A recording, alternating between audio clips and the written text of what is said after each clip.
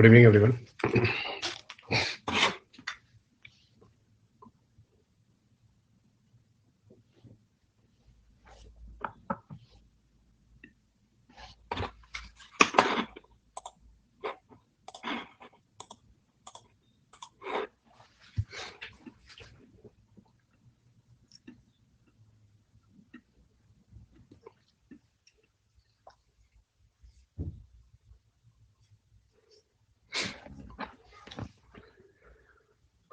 Good evening, everyone.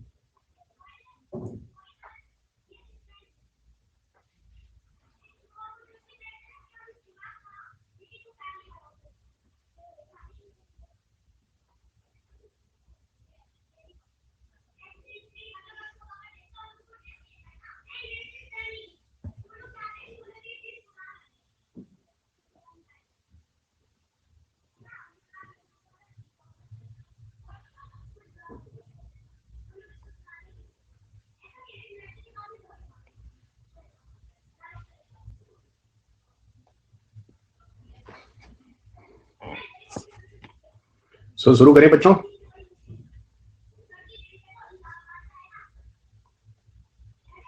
ठीक है.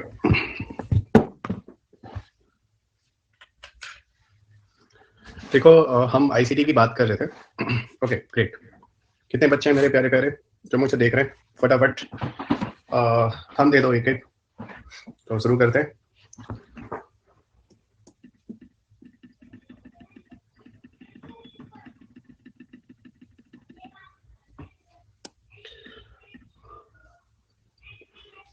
काफी कम है स्टूडेंट्स. चलो जो भी है.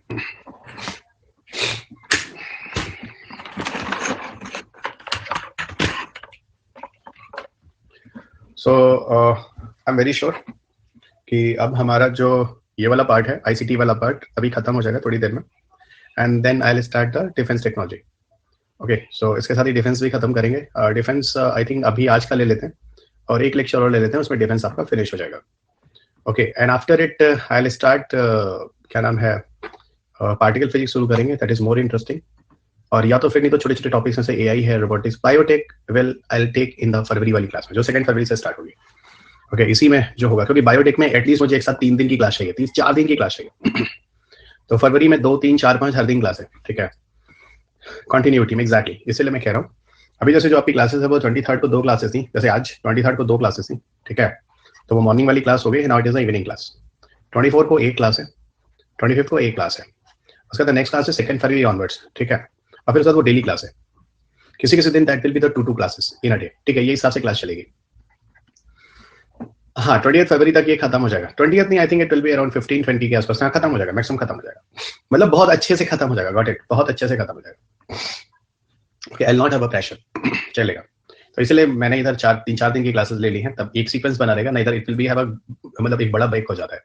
तो एक बड़ा ब्रेक हो जाने से सीक्वेंस टूट जाता है. तो I think you will be comfortable. ठीक है बीच में कुछ क्लासेस फिर चलिए, कुछ टॉपिक्स और खत्म हो गए. और इस सेशन में जितने भी टॉपिक्स मैं लेने वाला हूँ जैसे आज 24-25 ये ऐसे टॉपिक होंगे जिनका एक दूसरे के साथ ज्यादा लिंक नहीं होगा. ओके इनके साथ ज्यादा लिंक नहीं होगा. तो चलिए स्टार्ट करते हैं. Okay without wasting our time. Topic का नाम है वर्चुअल रियलिटी. देखो ऐसा होता है कि वर्चुअल रियलिटी और ऑगमेंटेड रियलिटी ये आज की जनरेशन के लिए बहुत अच्छी टेक्नोलॉजीज है. और आप सब जानते हैं कि इंडिया में जो रिसर्च एंड डेवलपमेंट है साइंस के केसेस में वो कितना बढ़िया है. मतलब किस लायक है एवरीबॉडी नो. इसलिए मैं बार बार कहता आता हूँ कि आज भी हम दूसरी कंट्रीज पे डिपेंडेंट है. मैक्सिमम केसेस में people are depend on other countries जो कि ठीक नहीं है. कम से कम हमें अपने ऊपर भी तो डिपेंड होना होगा. तो ये ठीक नहीं है. फिलहाल उस पर हम बात करेंगे क्या ठीक नहीं है क्या नहीं ठीक है. वो आई डिस्कस लेटर. और एक बात बताओ कि हमारे पास क्यों आर इंडिया अच्छा नहीं कर पाते हैं. हमारे रिसोर्सेज नहीं है, हमारे पास लैब नहीं है. हमारे स्टूडेंट्स इंजीनियरिंग करते हैं बट उनके पास प्रैक्टिकल नॉलेज नहीं होता, थियोरेटिकल नॉलेज सारा होता है. क्योंकि लैब्स और इन चीजों को सेटअप करने में पैसे लगते हैं. मेरा कहीं ना कहीं आपको वीआर और एआर का बैकग्राउंड दे रहा हूँ, जरा समझना. ठीक है अब यहीं पर बात करते हैं वर्चुअल रियलिटी क्या होती है. थियोरेटिकली समझाना बहुत आसान है. ठीक है जैसे जनरली क्या होता है मैं आपको बताता हूँ. मान लो कि मैं एक मॉल में गया. ठीक है वहीं से कहानी स्टार्ट करते हैं जहाँ आपने वीआर देखा होगा. जब आप किसी मॉल में जाते हो तो वहाँ पे जनरली क्या होता है कि कुछ बच्चे होते हैं जो किसी चेयर पे बैठे होते हैं और उनकी आंख में कुछ चीज लगी होती है. जो लगी होती है ना उसका वीआर बॉक्स बोलो. ये वीआर बॉक्स लगा होता है और सामने एक कंप्यूटर में कोई चीज चल रही होती है जिसको वो सेलेक्ट करते हैं. अंकल ये वाला देखूंगा, अंकल ये वाला देखूंगा ना. वो जो अंकल वाला कहता है ना वो कंप्यूटर वाला है. वो कंप्यूटर के साथ कुछ ऐसी चीजें हैं जो प्रोग्राम होकर उनकी स्क्रीन पे यहाँ वीआर बॉक्स में दिख रही है. और वीआर बॉक्स में क्या होता है बगल साइड में स्पीकर्स होते हैं. ठीक है।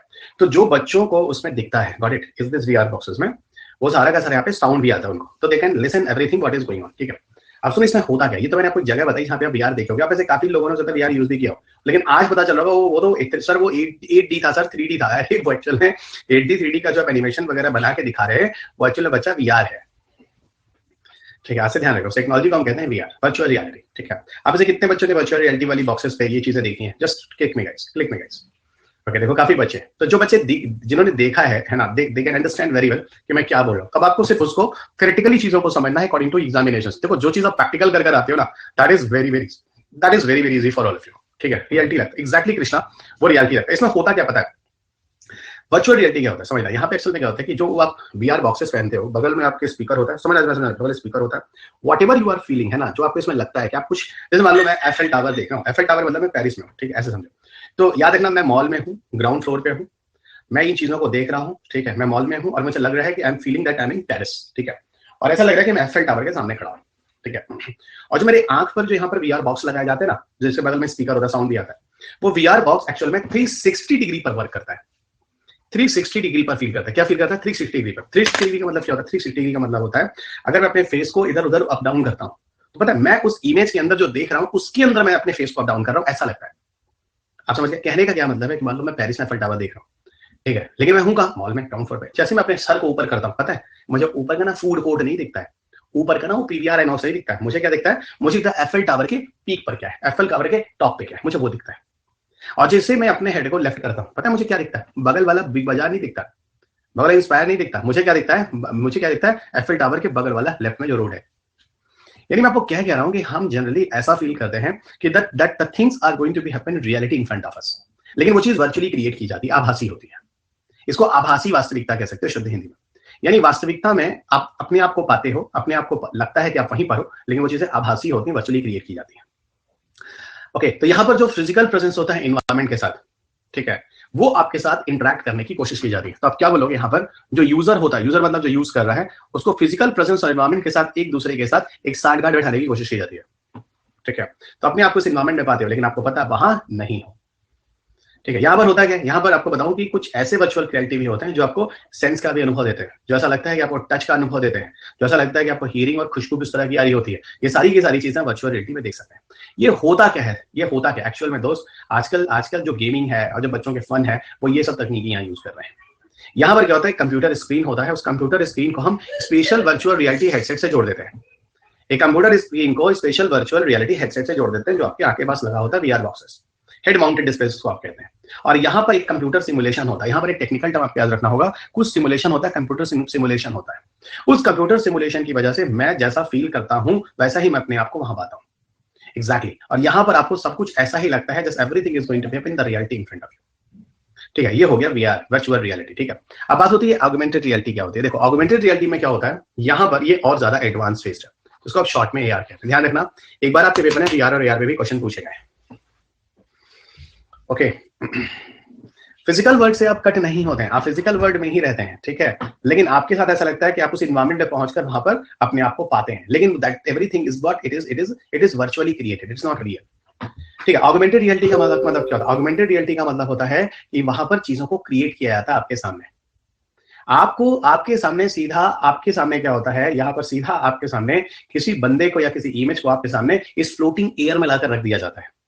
तो ऑगमेंटेड रियलिटी में क्या होता है? एग्जैक्टली एक बंदा होता है जो आपके सामने इस फ्लोटिंग एयर में होता है। जैसे मैं, चलो आपको एक चीज बताता हूँ, आज आप जिस मोड के थ्रू आप मेरी क्लासेस कर रहे हो ना, वो आपको क्या है? वो ऑनलाइन प्लेटफॉर्म है, ये सारी चीजें। कल को ऐसा हो सकता है दोस्त कि मैं आपकी क्लास इस तरीके से लूं कि आपको लगे कि I am taking your classes in front of you, लेकिन मैं आपके सामने नहीं हूं। मेरी इमेज एक्चुअल में आपके घर में आपके सामने बनेगी, जहां पर आपको डिवाइस लगा दोगे, कैमरे लगा दोगे, और ऐसा लगेगा कि मैं लिटरली आपके सामने आपकी क्लास ले रहा हूं, जबकि मैं यहाँ नहीं हूं। मेरी इमेज जो होगी फ्लोटिंग एयर में बन रही होगी। तो यहां पर क्या होता है? ऑगमेंटेड रियलिटी का मतलब होता है क्रिएटेड रियलिटी। यहां पर एक वर्ड मैं यूज कर रहा हूं, क्रिएटेड रियलिटी। यानी यहां पर आपके सामने एक वास्तविकता लाकर जनित करके दिखाने की कोशिश की जाती है, क्रिएटेड रियलिटी। और ऐसा लगता है कि उस फिजिकल एनवायरनमेंट में बंदा जो है वहां पर वो अपने वो उस रियल वर्ल्ड में, उस एनवायरनमेंट में खुद ही है। यहाँ पर एनवायरनमेंट को जनरेट नहीं किया जाता, यहाँ पर उस रियल एनवायरनमेंट में, उस रियल वर्ल्ड में कोई ऐसा बंदा होता है, कोई ऐसी चीज होती है जो क्रिएट करके आपके सामने दिखा दी जाती है। इसीलिए इसको क्रिएटेड रियलिटी भी कहते हैं, इसीलिए इसको हम लोग क्रिएटेड रियलिटी भी कहते हैं। जैसे मैं आपको बताऊं कि एक ऐसा समय आ रहा है कि जहां पर हम लोग के पास कुछ इस तरह की चीजें आएंगी और हम उसको यूज कर रहे होंगे। अभी जैसे सोनी कंपनी का कहना था कि मार्केट में होलोग्राफी टीवी वो लाएंगे, और होलोग्राफी टीवी लाने के लिए उन्होंने बोला था 2020 में कुछ इस तरह की टीवी लाएंगे जो पूरी तरह से एआर पर ही बेस्ड होगा। अब टेलीविजन में स्क्रीन नहीं होगी तो उस स्क्रीन को हटा दिया जाएगा और in the place of screen आपकी पूरे फ्लोटिंग एयर में इमेज बनेगा, और ये टेक्नोलॉजी आपको ऑगमेंटेड रियलिटी कहलाएगी। और ऐसा लगेगा जैसे मैं लिटरली आपके सामने खड़ा होकर आपकी क्लास ले रहा हूं। आपको ऐसा लगेगा जैसे एग्जैक्टली मेरे सामने टेबल, चेयर, लैपटॉप सब कुछ है और मैं आपके सामने क्लास ले रहा हूं। You will feel in the reality. इसमें टेस्ट चेक नहीं कर पाओगे, ओके, इसमें टेस्ट चेक नहीं कर पाओगे। हाँ, लेकिन वीआर के केस में आप अनुभव कर सकते हो कि आपको कुछ खट्टा सा लग रहा है, इस तरह के हार्मोन्स, इस तरह की चीजें कर सकते हो। लेकिन एआर में you will not feel. AR में तो एक इमेज आपके सामने बन रहा है and the image is going to respond everything, जो हेलोग्राफी टीवी के बारे में किसी जमाने में सोनी टीवी बोलता था। यानी ये मैं चीज आपको थोड़ा टेलीविजन टेक्नोलॉजी बताऊंगा when I will go into the discussion of miscellaneous topic. जो नई नई टेलीविजन टेक्नोलॉजीज वगैरह है उसमें आप तो स्क्रीन को हटाने की बात करें। पहले तो हम लोग स्क्रीन पतली पतली करते करते अब तो स्क्रीन हटा रहे हैं हेलोग्राफी करने में, वो पूरी तरह से एआर पर डिपेंडेंट होगा। यहाँ भी बहुत सारे कंप्यूटर जनरेटेड सेंसरी इनपुट्स वगैरह लगाए जाते हैं, sound, video, graphic, GPS data, वो सारा का सारा एरिया में सेट किया जाता है। ओके, आपने एक मूवी देखी होगी शायद, अगर आपने देखी होगी तो किक देखिए, किक मूवी है, किक मूवी देखिए सलमान खान वाली। उसमें लास्ट में जो फाइट होती है अगर आपने देखा होगा तो वो एक ऐसा लगता है सलमान खान को जैसे जो विलन होता है वो उस हवा में खुद आ रहा है, बन रहा है, और वो असल में सलमान खान को लगता है रियलिटी उसके सामने है, बट वो इमेज फ्लोटिंग एयर में होता है। जैसे उसको पंच मारता है तो उसके स्टमक में ना जाकर वो उसके हवा में चला जाता है। लेकिन सलमान खान को ऐसा लगता है कि रियलिटी में वो जो विलन है उसके सामने खड़ा है। एक्चुअल में यही ऑगमेंटेड रियलिटी है जो मैं आपको समझाने की कोशिश कर रहा हूँ। ये भी कंप्यूटर जनरेटेड पूरा का पूरा सेंसरी इनपुट होता है, और यहाँ पे डिवाइसेस वगैरह आपके अगल बगल लगा देते हैं। ओके, लेकिन यहां पर आपको बताऊं कि एक्चुअल में वर्चुअल रियलिटी में आप किसी रियल वर्ल्ड में नहीं होते हैं, लेकिन ऑगमेंटेड रियलिटी में आप रियल वर्ल्ड में होते हैं, उस जगह पर होकर आप काम करते हैं। बस यही डिफरेंस है, बस यही डिफरेंस है। ठीक है, ये हो गया, इसी को हम बोलते हैं क्रिएटेड रियलिटी।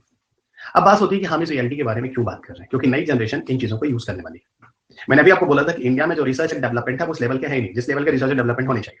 तो रिसर्च एंड डेवलपमेंट उस लेवल के नहीं है, उसको उस लेवल पे करने के लिए क्या करना होगा, उस लेवल पर उसको करने के लिए हमें इस तरह की टेक्नोलॉजी को अगर हम ला देंगे तो काफी हद तक हम इस तरह के एक्सपेरिमेंट को कर पाएंगे, काफी हद तक हम इस तरह के एक्सपेरिमेंट को कर पाएंगे। अभी बताओ, अगर आप कोई एक्सपेरिमेंट करो और ऐसा लगे कि आप एक्जैक्टली रियलिटी में ऐसे एक्सपेरिमेंट कर रहे हो तो कितना बढ़िया लगेगा, how much it will feel. Literally ये वही है। किसी को ट्रेनिंग देना, कोई गाइड करना, एजुकेशन सिस्टम में, ट्रेनिंग सिस्टम में, लैबोरेटरीज में, ये सारे के सारे जो टेक्नोलॉजीज होंगी they will be better and better response to the training program या स्टूडेंट्स या कुछ भी कह लीजिए, to understand all the concepts and experiments very well. ये पूरा का पूरा ऑगमेंटेड रियलिटी है। कह सकते हैं may be a kind of fitness class education project के अंदर भी किया जा सकता है, बट याद रखिएगा फ्लोटिंग इमेजेस, फ्लोटिंग एयर में इमेजेस बनता है ऑगमेंटेड रियलिटी में। यहाँ कोई वीआर बॉक्स और कोई चश्मा लगाने की जरूरत नहीं होती in the case of augmented reality, remember. हाँ, यहाँ पर अब रियल वर्ल्ड में नहीं होता है। बात करते हैं टीकेडीएल की। 2 times this question already UPSC आज इन योर पेपर। बहुत ही बैलेंस में इस क्वेश्चन को जानना है और बहुत ही जरूरी है क्वेश्चन, क्योंकि एक ऐसा क्वेश्चन जो रिपीट हुआ है मेंस के पेपर में वो टीकेडीएल है। मतलब टीकेडीएल है बहुत पुराना, ये 2001 में ही आता है। क्वेश्चन पेपर आपके पेपर है 2015-16 में या 2019-20 में क्वेश्चन यूपीएससी में बनाया जाता है। तो 2 बार ये क्वेश्चन आपके मेंस में आया हुआ है। ओके, हो सकता है कुछ लोग बोलते हैं करंट अफेयर्स का पेपर है, 2001 से लेकर 20 साल तक का करंट अफेयर्स आपको पढ़ना होता है। ठीक है, क्योंकि मैं अक्सर देखता हूं कि आप विश्वास नहीं करोगे, काफी लोगों को ऐसा सुनता देखा है कि साइंस टेक में कुछ मत कीजिए, सिर्फ मेरी क्लास पढ़ लीजिए और ऊपर से करंट अफेयर्स कर लीजिए, साइंस टेक हो जाता है। उनकी क्लास ही देखा हूं तो 20 घंटे पूरा साइंस टेक खत्म हो जाता है। तो मुझे ये समझ में नहीं आता कि ऐसे साइंस टेक 20 घंटे में भी, हमसे तो अभी देखो 40-42 घंटे क्लास ले रहा हूँ, 75-80 घंटे में जाकर मेरी क्लास होगी, उसके बाद भी कितनी खत्म होगी आई डोंट नो, लेकिन मैं पूरी कोशिश कर रहा हूँ। ठीक है, और 20 घंटे की उनकी क्लास होती है, सब कहते हैं कुछ मत पढ़िए, सिर्फ करंट अफेयर्स पढ़ लिए, मेरी क्लास के लिए हो जाता है। इसीलिए हम कुछ बोल नहीं सकते क्योंकि दिस इज द गुड है ना, बोलना चाहिए, इस तरह की से बोलनी पड़ती है। मैं भी देख रहा था, एक बच्चे ने पूछा कि सर कौन सी बुक है जो हम पढ़े, ठीक है, कौन सी बुक पढ़े, तो कहते हैं कुछ मत पढ़ो, हमारे नोट्स पढ़ लो, है ना, हमारा जो हम पढ़ा रहे हैं वो कर लो, करंट पढ़ लो और साइंस टेक में चले जाओ, कुछ करने की जरूरत नहीं है। ये ऐसा कहना फिलहाल ठीक तो नहीं है, लेकिन ऐसे कम से कम आपका बिजनेस चल सकता है, लेकिन बच्चों के साथ ठीक नहीं, हम साफ साफ बता रहे हैं। ठीक है, चलिएगा, ठीक है, ठीक है। हाँ, उनकी भी फैमिली है, बात ठीक है, इसलिए ये सब बोलना ठीक नहीं लगता। बाकी यू पीपल आर ऑलरेडी, है ना, अगर नहीं मैच्योर है तो आईएएस बन रहे हैं, आपको कितना आपको हम समझाएं। ठीक है, नहीं हम किसी की बात नहीं कर रहे, हम बता रहे हैं। ठीक है, हम बता रहे हैं। ठीक है, चलिए वो सब बात नहीं, ठीक है, लेकिन मैं कह रहा हूँ थोड़ा आप लोग अपना दिमाग लगाइए, प्रभु ने आप लोगों को जब दिमाग दिया है तो उसको लगाइए। ठीक है, चलेगा। अब ये करंट अफेयर्स का क्वेश्चन है और ये कह के 19 के मेंस पेपर में ये क्वेश्चन आ गया था, करंट अफेयर्स पढ़िए निकल जाता है। चलिए, सारा का सारा साइंस से पिछले 4 साल से स्टार्ट है, और मैं बार बार चिल्लाऊंगा, कोई आके बोले तब भी हम नहीं मानेंगे। ठीक है, ट्रेडिशनल नॉलेज डिजिटल लाइब्रेरी की आप कहानी करते हैं। देखो टीकेडीएल है क्या एक्चुअल में 2001 में कहानी क्या होती है, कहानी कहां से शुरू होती है वहीं से चलते, फिर आपको पूरा समझा देता हूँ टीकेडीएल के आजकल कभी कोई डाउट नहीं होगा।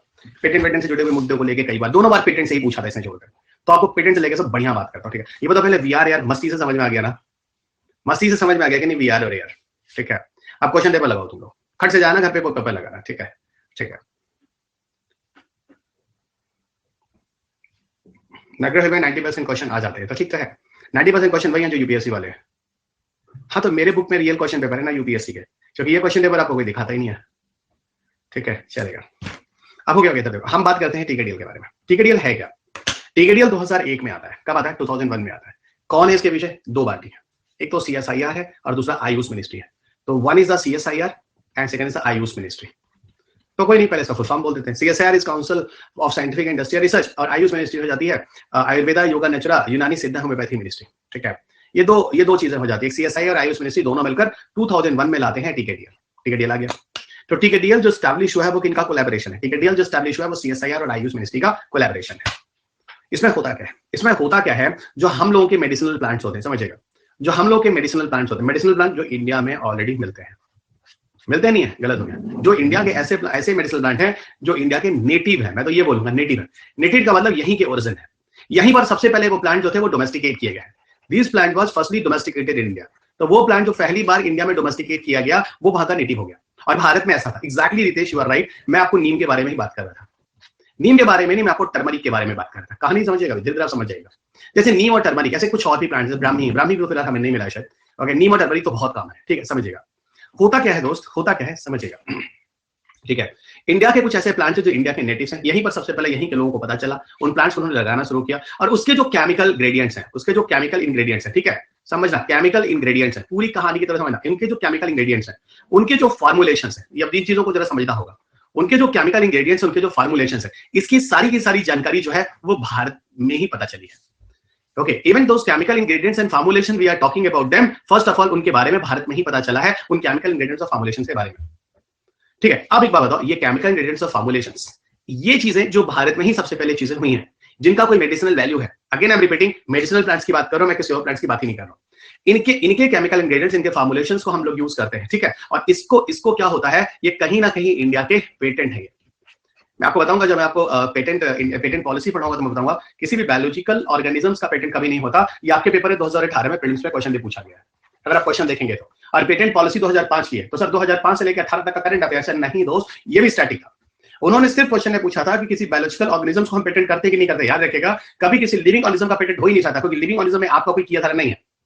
मान लीजिए किसी जगह पे कोई कुत्ता आपको मिलता है और आप कुत्ते को पेटेंट कर लीजिएगा, नहीं भाई, बहुत सुंदर कुत्ता है, 6 रंग वाला है, नारंगी कलर है, कुछ अलग रंग का है, तो ऐसे आप पेटेंट नहीं करोगे। ये तो नेचुरल चीज है, इसमें आपका क्या कंट्रीब्यूशन, आपने तो सिर्फ पाया है बस। लिविंग ऑर्गेनिजम्स को एड इंडिविजुअल कभी पेटेंट नहीं किया जाता, ये पेटेंट पॉलिसी है, आपको बताऊंगा 2005 में, जब मैं आईपीआर आपको पढ़ाया तो। वैसे आईपीआर आपको इकोनॉमी में भी आ जाता है। जिस तरीके से मैं आपको एग्जाम्पल देता हूं, तरीके से समझने की कोशिश करना। और इसी पर काफी लोग कंफ्यूज हो गए थे, ठीक है, इसी पर काफी लोग कंफ्यूज हो गए थे, ठीक है। अब सुनिएगा, हम ये कह रहे हैं कि केमिकल इंग्रेडिएंट्स ऑफ फॉर्मुलेशन, आपने बताया कि कौन कौन से केमिकल इंग्रेडिएंट्स होते हैं इन प्लांट्स के अंदर, किस किस केमिकल कंपोजिशन को क्या क्या मिलाने पर उनका कहां कौन कौन सा मेडिसिनल यूज होता है, ठीक है दोस्त, आपने उसके बारे में बता दिया, उसका कहां पर मिलाने पर क्या क्या मेडिसिनल यूज होता है। अब इस जानकारी को आप क्या कर रहे हैं, ओपन कर रहे हैं, कहां, टीकेडीएल प्लेटफॉर्म पर। क्यों ओपन कर रहे हैं? कि दुनिया में कोई भी इन चीजों का मिसयूज ना करे। ये इंडिया के पेटेंट है, कहीं ना कहीं ये जानकारी सबसे पहले इंडिया से ही आई है। इंडिया के लोगों ने इसका यूज करना शुरू कर। जैसे हमारे टर्मरिक में केमिकल होता है जिसका नाम है कुरकुमिन, दैट इज कुरकुमिन, और ये एंटी कैंसरस होता है। कुरकुमिन एंटी कैंसरस होता है। तो ये कुरकुमिन एक केमिकल इंग्रेडिएंट जो है, ये किसने बताया? भारत ने बताया। तो ये एंटी कैंसर जो, इसका कोई भी अगर कंपनी दवा बनाती है कैंसर के लिए, उसको बेचती है, तो उसको भारत से राइट्स लेने होंगे उसके। आपको बात समझ में आ रही है ना? तो टीकेडीएल एक डिजिटल प्लेटफॉर्म है। ट्रेडिशनल नॉलेज, किस चीज का ट्रेडिशनल नॉलेज? मेडिसिनल प्लांट्स का, उसको डिजिटल प्लेटफॉर्म में रखकर और वहां पर उसकी जानकारी पूरी दुनिया को देने की कोशिश करते हैं, जिससे कोई कंपनी इस तरह के केमिकल इंग्रेडिएंट्स को बनाकर उसका मिसयूज ना करे विदाउट, क्योंकि ये सारे राइट्स कहीं ना कहीं इंडिया के हैं और इंडिया टीकेडीएल के थ्रू ये बताने की कोशिश करता है पूरी दुनिया को। क्लियर हो गया? क्लियर हो गया दोस्त? अब इसमें और आते हैं। अब यहां पर इसका क्रॉस तो आपको समझ में आ गया, क्या फायदा है, इंडियन इंडस्ट्री को फायदा होगा, कोई उसका मिसयूज नहीं करेगा। कौन सा है? कौन सी है कि आपने खुल्लम खुल्ला सारे के सारे इंफॉर्मेशन उन कंपनियों को दे दिए, ठीक है, ओपनली नहीं करें, चोरी छुपे करें तो ये हो गया उसका कॉन्स, ये हो गया कॉन्स, ठीक है। तो ये चीज है जो थोड़ा ध्यान रखिएगा। वही मैं कह रहा हूं, इसकी बायोपायरेसी कर जाएगी, इसकी बायोपायरेसी हो जाएगी। तो यही इसका क्रॉस और यही इसका कॉन्स है, यही पूरा टीकेडीएल। मुझे हर किसी का जवाब यस में चाहिए, परफेक्टली क्लियर चाहिए, खटाखट लिखिए और जल्दी आगे बढ़िए।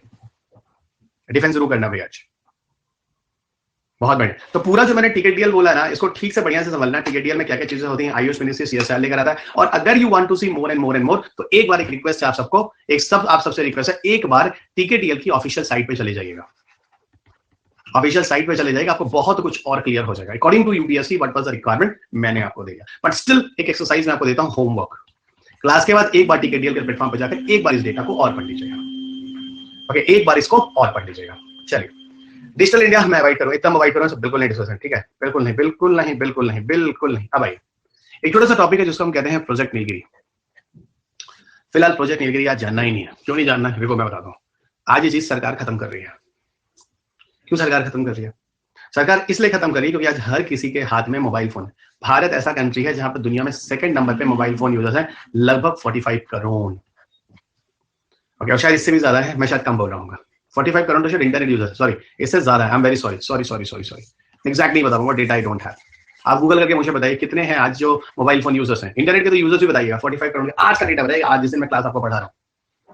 इंटरनेट तो 45 करोड़ के लमसम होगा। मोबाइल नंबर ऑफ यूजर्स बताइएगा, ठीक है, 100 में 86।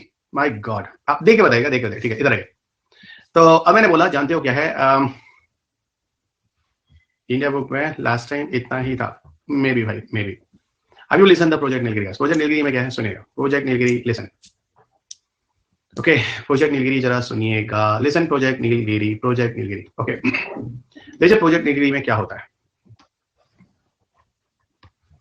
यहां पर क्या होता है कि आपने जब कभी रेलवे स्टेशन पे गए होगे, वहां एक चीज लिखा मिला होगा आपको, एक रेल वायर करके, एक ब्रांड टाइप का कुछ लगा होगा, है ना, रेल वायर, ये रेल वायर, ऐसे कुछ लिखा होगा आपको। रेलवे स्टेशन पे रेल वायर लिखा देखा है?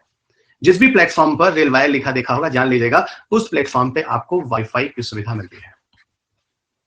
उस प्लेटफॉर्म पे आपको वाईफाई की सुविधा मिलती है।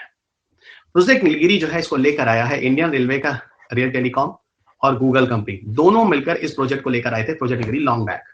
और शुरुआत में 400 स्टेशन पर इन्होंने वाईफाई हॉटस्पॉट बनाने की कोशिश की थी, सेटिंग करने की कोशिश की थी, और पहले फेज में काफी सक्सेसफुल हुआ था। बाद में इसी को क्या किया, एक्सटेंड करके पूरे इंडिया में करने की बात की थी, ठीक है, इसी को एक्सटेंड करके बाद में इसको एक्सटेंड करने की बात की थी, और हाई स्पीड इंटरनेट कनेक्शन हर जगह के रेलवे स्टेशन पर गूगल फाइबर बिछाना था, ठीक है। आपका इसमें करना कुछ नहीं होता, आपके मोबाइल नंबर से आप उस पर जाते हैं, एक उस पर मैसेज भेजते हैं, you want to access mobile internet, फिर वो आपके मोबाइल फोन में ओटीपी आ जाता है, उस ओटीपी के एसएमएस से आप फिर से 30 मिनट से 1 घंटे के लिए यू कैन एक्सेस है, ठीक है। इसी तरह की चीजें फिलहाल एयरपोर्ट पे होती है, लेकिन रेलवे स्टेशन पे जो था उसका नाम था प्रोजेक्ट नीलगिरी। बाद में क्या होता है, फिर रिसेंट न्यूज क्या आता है, पिछले 1-2 साल में, पिछले 1-2 साल में न्यूज आता है कि भाई देखो ऐसा है कि अब इंडिया में अच्छे खासे लोग जो है मोबाइल फोन यूजर्स हैं। अब इंडिया में इसी को जरूरत है नहीं। आप रेलवे स्टेशन पे जाते हैं तो आराम से आप पीएनआर चेक कर सकते हैं, आराम से ट्रेन का स्टेटस देख सकते हैं, आराम से आप ट्रेन की टिकट की बुकिंग करा सकते हैं। अब आप you people started to access the internet on your mobile phone, तो आज इसकी आवश्यकता नहीं है, तो इसको सरकार हटाने की बात कर रही है, और ऐसा कुछ भी नहीं है। इसलिए मैंने बोला आज के हिसाब से Nilgiri is not required for your examination. अब इसको आप स्किप कर दीजिए, ठीक है बच्चा पार्टी। ओके, हाँ कर दिया करो भाई, हाँ, हल्का हल्का टॉपिक है। आइए अगला टॉपिक आते हैं, प्रोजेक्ट लून। प्रोजेक्ट लून क्या है? देखो प्रोजेक्ट लून जो है, ये एक R&D प्रोजेक्ट है जो गूगल एक्स लेकर आया। कौन लेकर आया? गूगल एक्स लेकर आया। ये करते क्या है, एक बलून को लेते हैं और बलून को, है ना, वो गैस वाला बलून होता है ना, उसको लगभग 20 किलोमीटर की हाइट तक ले जाते हैं। कितनी किलोमीटर की हाइट में? अप्रोक्सीमेटली 20 किलोमीटर की हाइट ले जाते हैं। उसके अंदर कुछ पेलोड्स लगाकर, पेलोड्स का मतलब सर्टेन इंस्ट्रूमेंट एंड डिवाइसेस, और कितनी हाइट तक ले जाते हैं? 20 किलोमीटर की हाइट तक ले जाते हैं। 20 किलोमीटर की हाइट पे कौन सा एरिया होता है? ट्रोपोस्फियर होता है। और आप सबको पता है, मैंने जेट इंजन टेक्नोलॉजी में आपको क्या पढ़ाया था, स्ट्रेटोस्फियर काफी शांत एरिया होता है।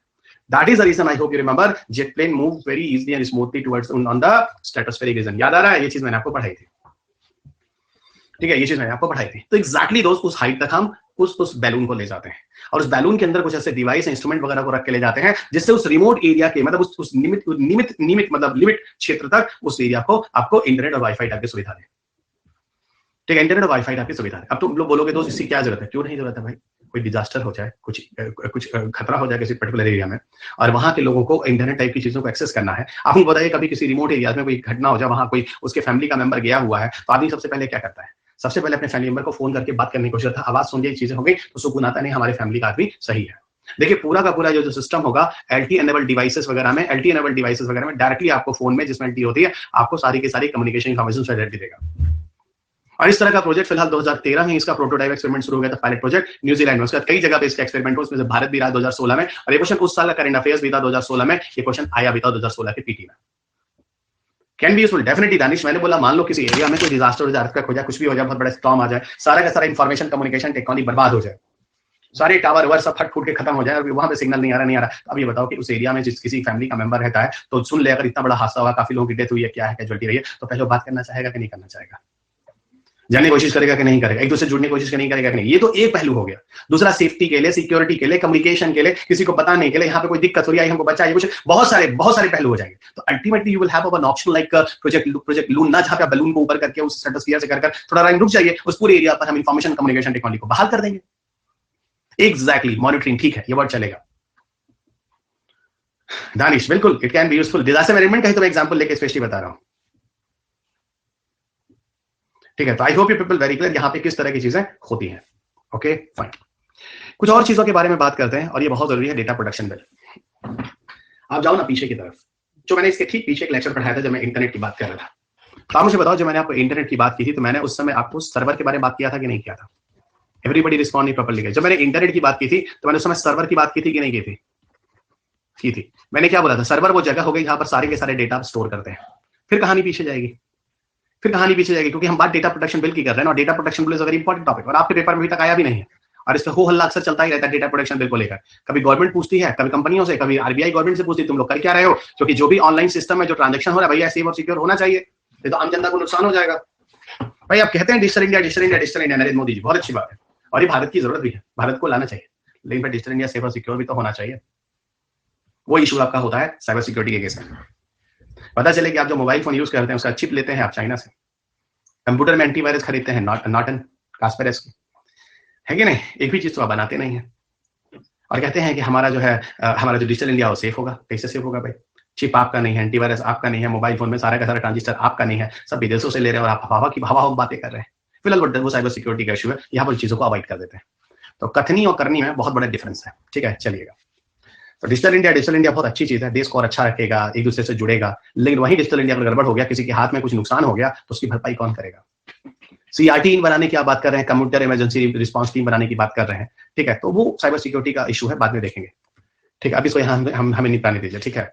हम बात करते हैं कि जो सर्वर होते हैं वहां पर हम लोग इंटरनेट के सारे डेटा सेव करते हैं। हमने जो कंपनियां जिस साइट पर सर्वर पर डेटा सेव करती है वही बात करें। जैसे मैंने आपको एग्जांपल बोला था कि आप में से काफी बच्चों के पास इंस्टाग्राम का प्रोफाइल होगा, मेरा भी है। आजकल मैं भी बड़ा एक्टिव हो गया हूँ, पहले फेसबुक था, फिर अब इंस्टाग्राम भी आ गया भाई, है क्या नहीं? तो जुड़ जाएगा, हमसे जुड़ जाएगा इंस्टाग्राम पे, ठीक है। सब लोग है ना, जुड़े रहिएगा। तो एक ये भी प्लेटफॉर्म है भाई, आजकल नई जनरेशन के लोग हैं, ठीक है, जुड़े रहिए। तो हमको नहीं पता था, है ना। चलिए ज्वाइन, बहुत बढ़िया ज्वाइन कर लिया, ठीक है, हमें जुड़ जाएगा, ठीक है। प्रोफाइल बता देते हैं, रुक जाओ, रवि_p_अग्रही सुन लो, है ना, तो जुड़ जाएगा सब। आजकल नई जनरेशन है सब, ठीक है। कई लोग तो आजकल कहीं और जगह नहीं मिलती है, यहाँ पर क्लास में पूछ रहे हैं, वही क्वेश्चन पूछ रहे हैं, ठीक है। कभी कभी हम भी जवाब दे देते हैं, नई जनरेशन है भाई, तो नई जनरेशन के लोग हैं। चलेगा, ऑलरेडी फॉलोइंग, बहुत बढ़िया, ठीक है। आप सुनेगा, अब होता क्या, सुनेगा। इंस्टाग्राम पे जब आप लोग इंटरनेट पे जाते हैं तो इंस्टाग्राम का है मेरे मोबाइल फोन में। हमको ये बताओ, हमारे मोबाइल इंस्टाग्राम से बोल रहे हैं, आजकल हम भी थोड़ा एक्टिव हो रहे हैं, ठीक है। नई जनरेशन। एक दिन एक लड़का आया हमसे, है ना, आईएएस, बोला कि सर आपका इंस्टाग्राम हम ढूंढे, मिल ही नहीं रहा है। हम कहा ये क्या होता है, ठीक है। तो हमको हंसा दो बार खस के, है ना, हंसा खस के 2 बार, ठीक है। सर बताओ आप इंस्टाग्राम भी नहीं यूज करते हो, ठीक है। तो अब हम क्या बताएं, मतलब ऐसे हम बोला सर आप इंस्टाग्राम, उसका नाम है योगनी बघेल, IRS है। तो पहला फोटो वही हमारे साथ अपलोड भी किया था, तो तुरंत हमारा आईडी बनाया, जयपुर में थे हमें, ठीक है, और तुरंत हमारा फोटो उसने अपलोड कर दिया। अब देखिएगा, उस दिन मैं रेड कलर किसी में था, ऑफिस में था मैं, उसी ने खटखट से फोटो डाल दिया, ठीक है। तो पहला फोटो से योगनी के साथ ही मेरा पड़ा भी था, ठीक है। चलिए, अभी वो आप लोग का भी नाम लेंगे आने वाले समय में, आप सेलेक्ट होइए, ठीक है। अच्छा, स्टोरी बताए हैं, वो भाई स्टोरी नहीं हकीकत है। स्टोरी होता तो आज कुछ नया होता ना उसमें। योगनी बघेले का नाम क्यों आता है? क्योंकि इंस्टाग्राम वही बनाया हमारा, तो इसलिए उसका नाम आता है। चलिएगा, चलिए, हाँ, तो हम ये कह रहे थे, है ना, स्टोरी नहीं हकीकत है। स्टोरी होता तो फिर कुछ और नाम निकल आता आज, ठीक है। अब हम ये कह रहे हैं कि हम वहाँ इंस्टाग्राम पे गए। इंस्टाग्राम पे हम क्या किए इंस्टाग्राम पे कि हम कुछ कर रहे थे, है ना। हाँ, हम वहाँ पे जाके अपना डेटा उठा। देखो, जब तक हमारे मोबाइल फोन में इंटरनेट नहीं होगा, इंस्टाग्राम नहीं खुलेगा। और इंटरनेट क्या करता है, जैसे हम इंस्टाग्राम की प्रोफाइल में जाते हैं, खट से इंटरनेट जाके इंस्टाग्राम का जो डेटा सेव है वो कहाँ सेव है? अमेरिका में सेव है, कहीं सर्वर में। गूगल डालिए ना, इंस्टाग्राम को सर्वर का पता चला किस शहर में कहाँ रखा हुआ है। उस वहां पे बड़े बड़े सर्वर होते हैं, बड़ी बड़ी जगह होती है, सारा का सारा डेटा सेव करके रखा जाता है। वहां से जाता आपके मोबाइल फोन पे खोल देता है। हमको एक बात बताइए, इसका मतलब हमारा पूरा का पूरा जो डेटा है, हम भारत में बैठे, we are here in India, और हमारा डेटा तो बाहर सेव हो रहा है। तो कैसे आप कह सकते हैं हमारे इंडिया के हमारे सिटीजन का डेटा सेव है? वो तो बाहर पड़ा हुआ है, इसी डेटा को प्रोटेक्शन करने के लिए डेटा प्रोटेक्शन बिल आता है। कहानी समझ आ गई? अब इस डेटा को तो कोई भी यूज कर सकता है ना, तुम्हारी बिना परमिशन के, क्योंकि तुम्हारा जो सर्वर है जहां पे डेटा से वो बाहर है। तो सर हमारी फोटोग्राफ सब, हमारा डिटेल बिल्कुल, इसलिए रॉ के लोग जो होते हैं, इंटेलिजेंस एजेंसीज के जो लोग होते हैं, उन लोगों को ये सब साइट वाइट पे जाना नहीं अलाउ। मिलिट्री के लोग होते हैं, आप नहीं देखेगा फेसबुक पे सब यूज करते हैं, बिल्कुल नहीं, इवन अलाउ ही नहीं है। हम तो कहते हैं जो ऑफिशियल IAS ऑफिसर, उनको भी ये सब अलाउ नहीं होना चाहिए, ताकि पर्सनल इन्फॉर्मेशन जो चीजें डिस्क्लोज ना हो, ठीक है। लेकिन आजकल भाई स्टेटस सिंबल बन गया है, ठीक है, नई जनरेशन आजकल इसी सबसे खुश हो रही है।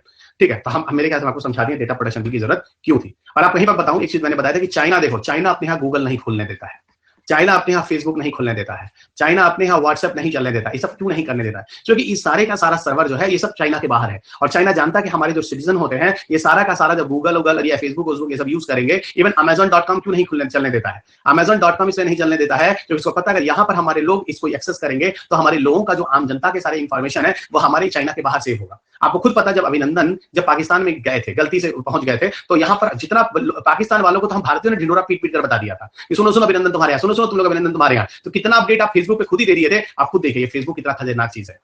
आप अपने इंडिया की सूचनाओं को गुप्त भी नहीं रख रहे हैं, कितना खतरनाक चीज भी हो सकता है ये सोशल मीडिया। जो अभिनंदन केस में ऐसा हुआ था, क्या पता उसको हाइड करके कुछ और करना चाहे।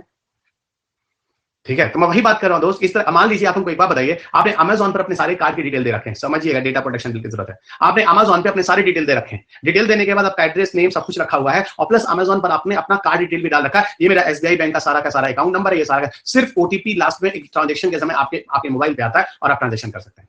तो मान लीजिए आपके मोबाइल फोन का रेप्लिका बना दिया, तो अब पूरा का पूरा किसी ने उल्टा सीधा कर दिया था अमेजॉन से। तो और दूसरी चीज, अमेजॉन पर मान लीजिए मैं एग्जांपल लेके आपको समझाने की कोशिश कर रहा हूं कि इस तरह से क्या नुकसान होने वाला है। भारत को बहुत सारा नुकसान होने वाला है, मैं आपको समझाने की कोशिश कर रहा हूं। कहानी की तरह समझिएगा, सारे साइंस एंड टेक्निकल चीजें हैं, बहुत ही बेसिक तरीके से समझा रहा हूं। ठीक है, व्यवहारिक टॉपिक्स है। अब हमको एक बात बताइए, मान लीजिए अमेजॉन पे जाते हैं, एक मिनट, ये सब हम तुम लोग को बताएं कि नहीं बताएं जो हम बोल रहे हैं? जल्दी बोलो, जल्दी बोलो, सब बताएं नहीं बताएं? हाँ तो सुनो, फिर क्या बोले तुम लोग? हम बताएं, कुछ नहीं बताएं तो अपना नुकसान कर रहे हैं, 2 रुपए तो चला जाता। सुनो,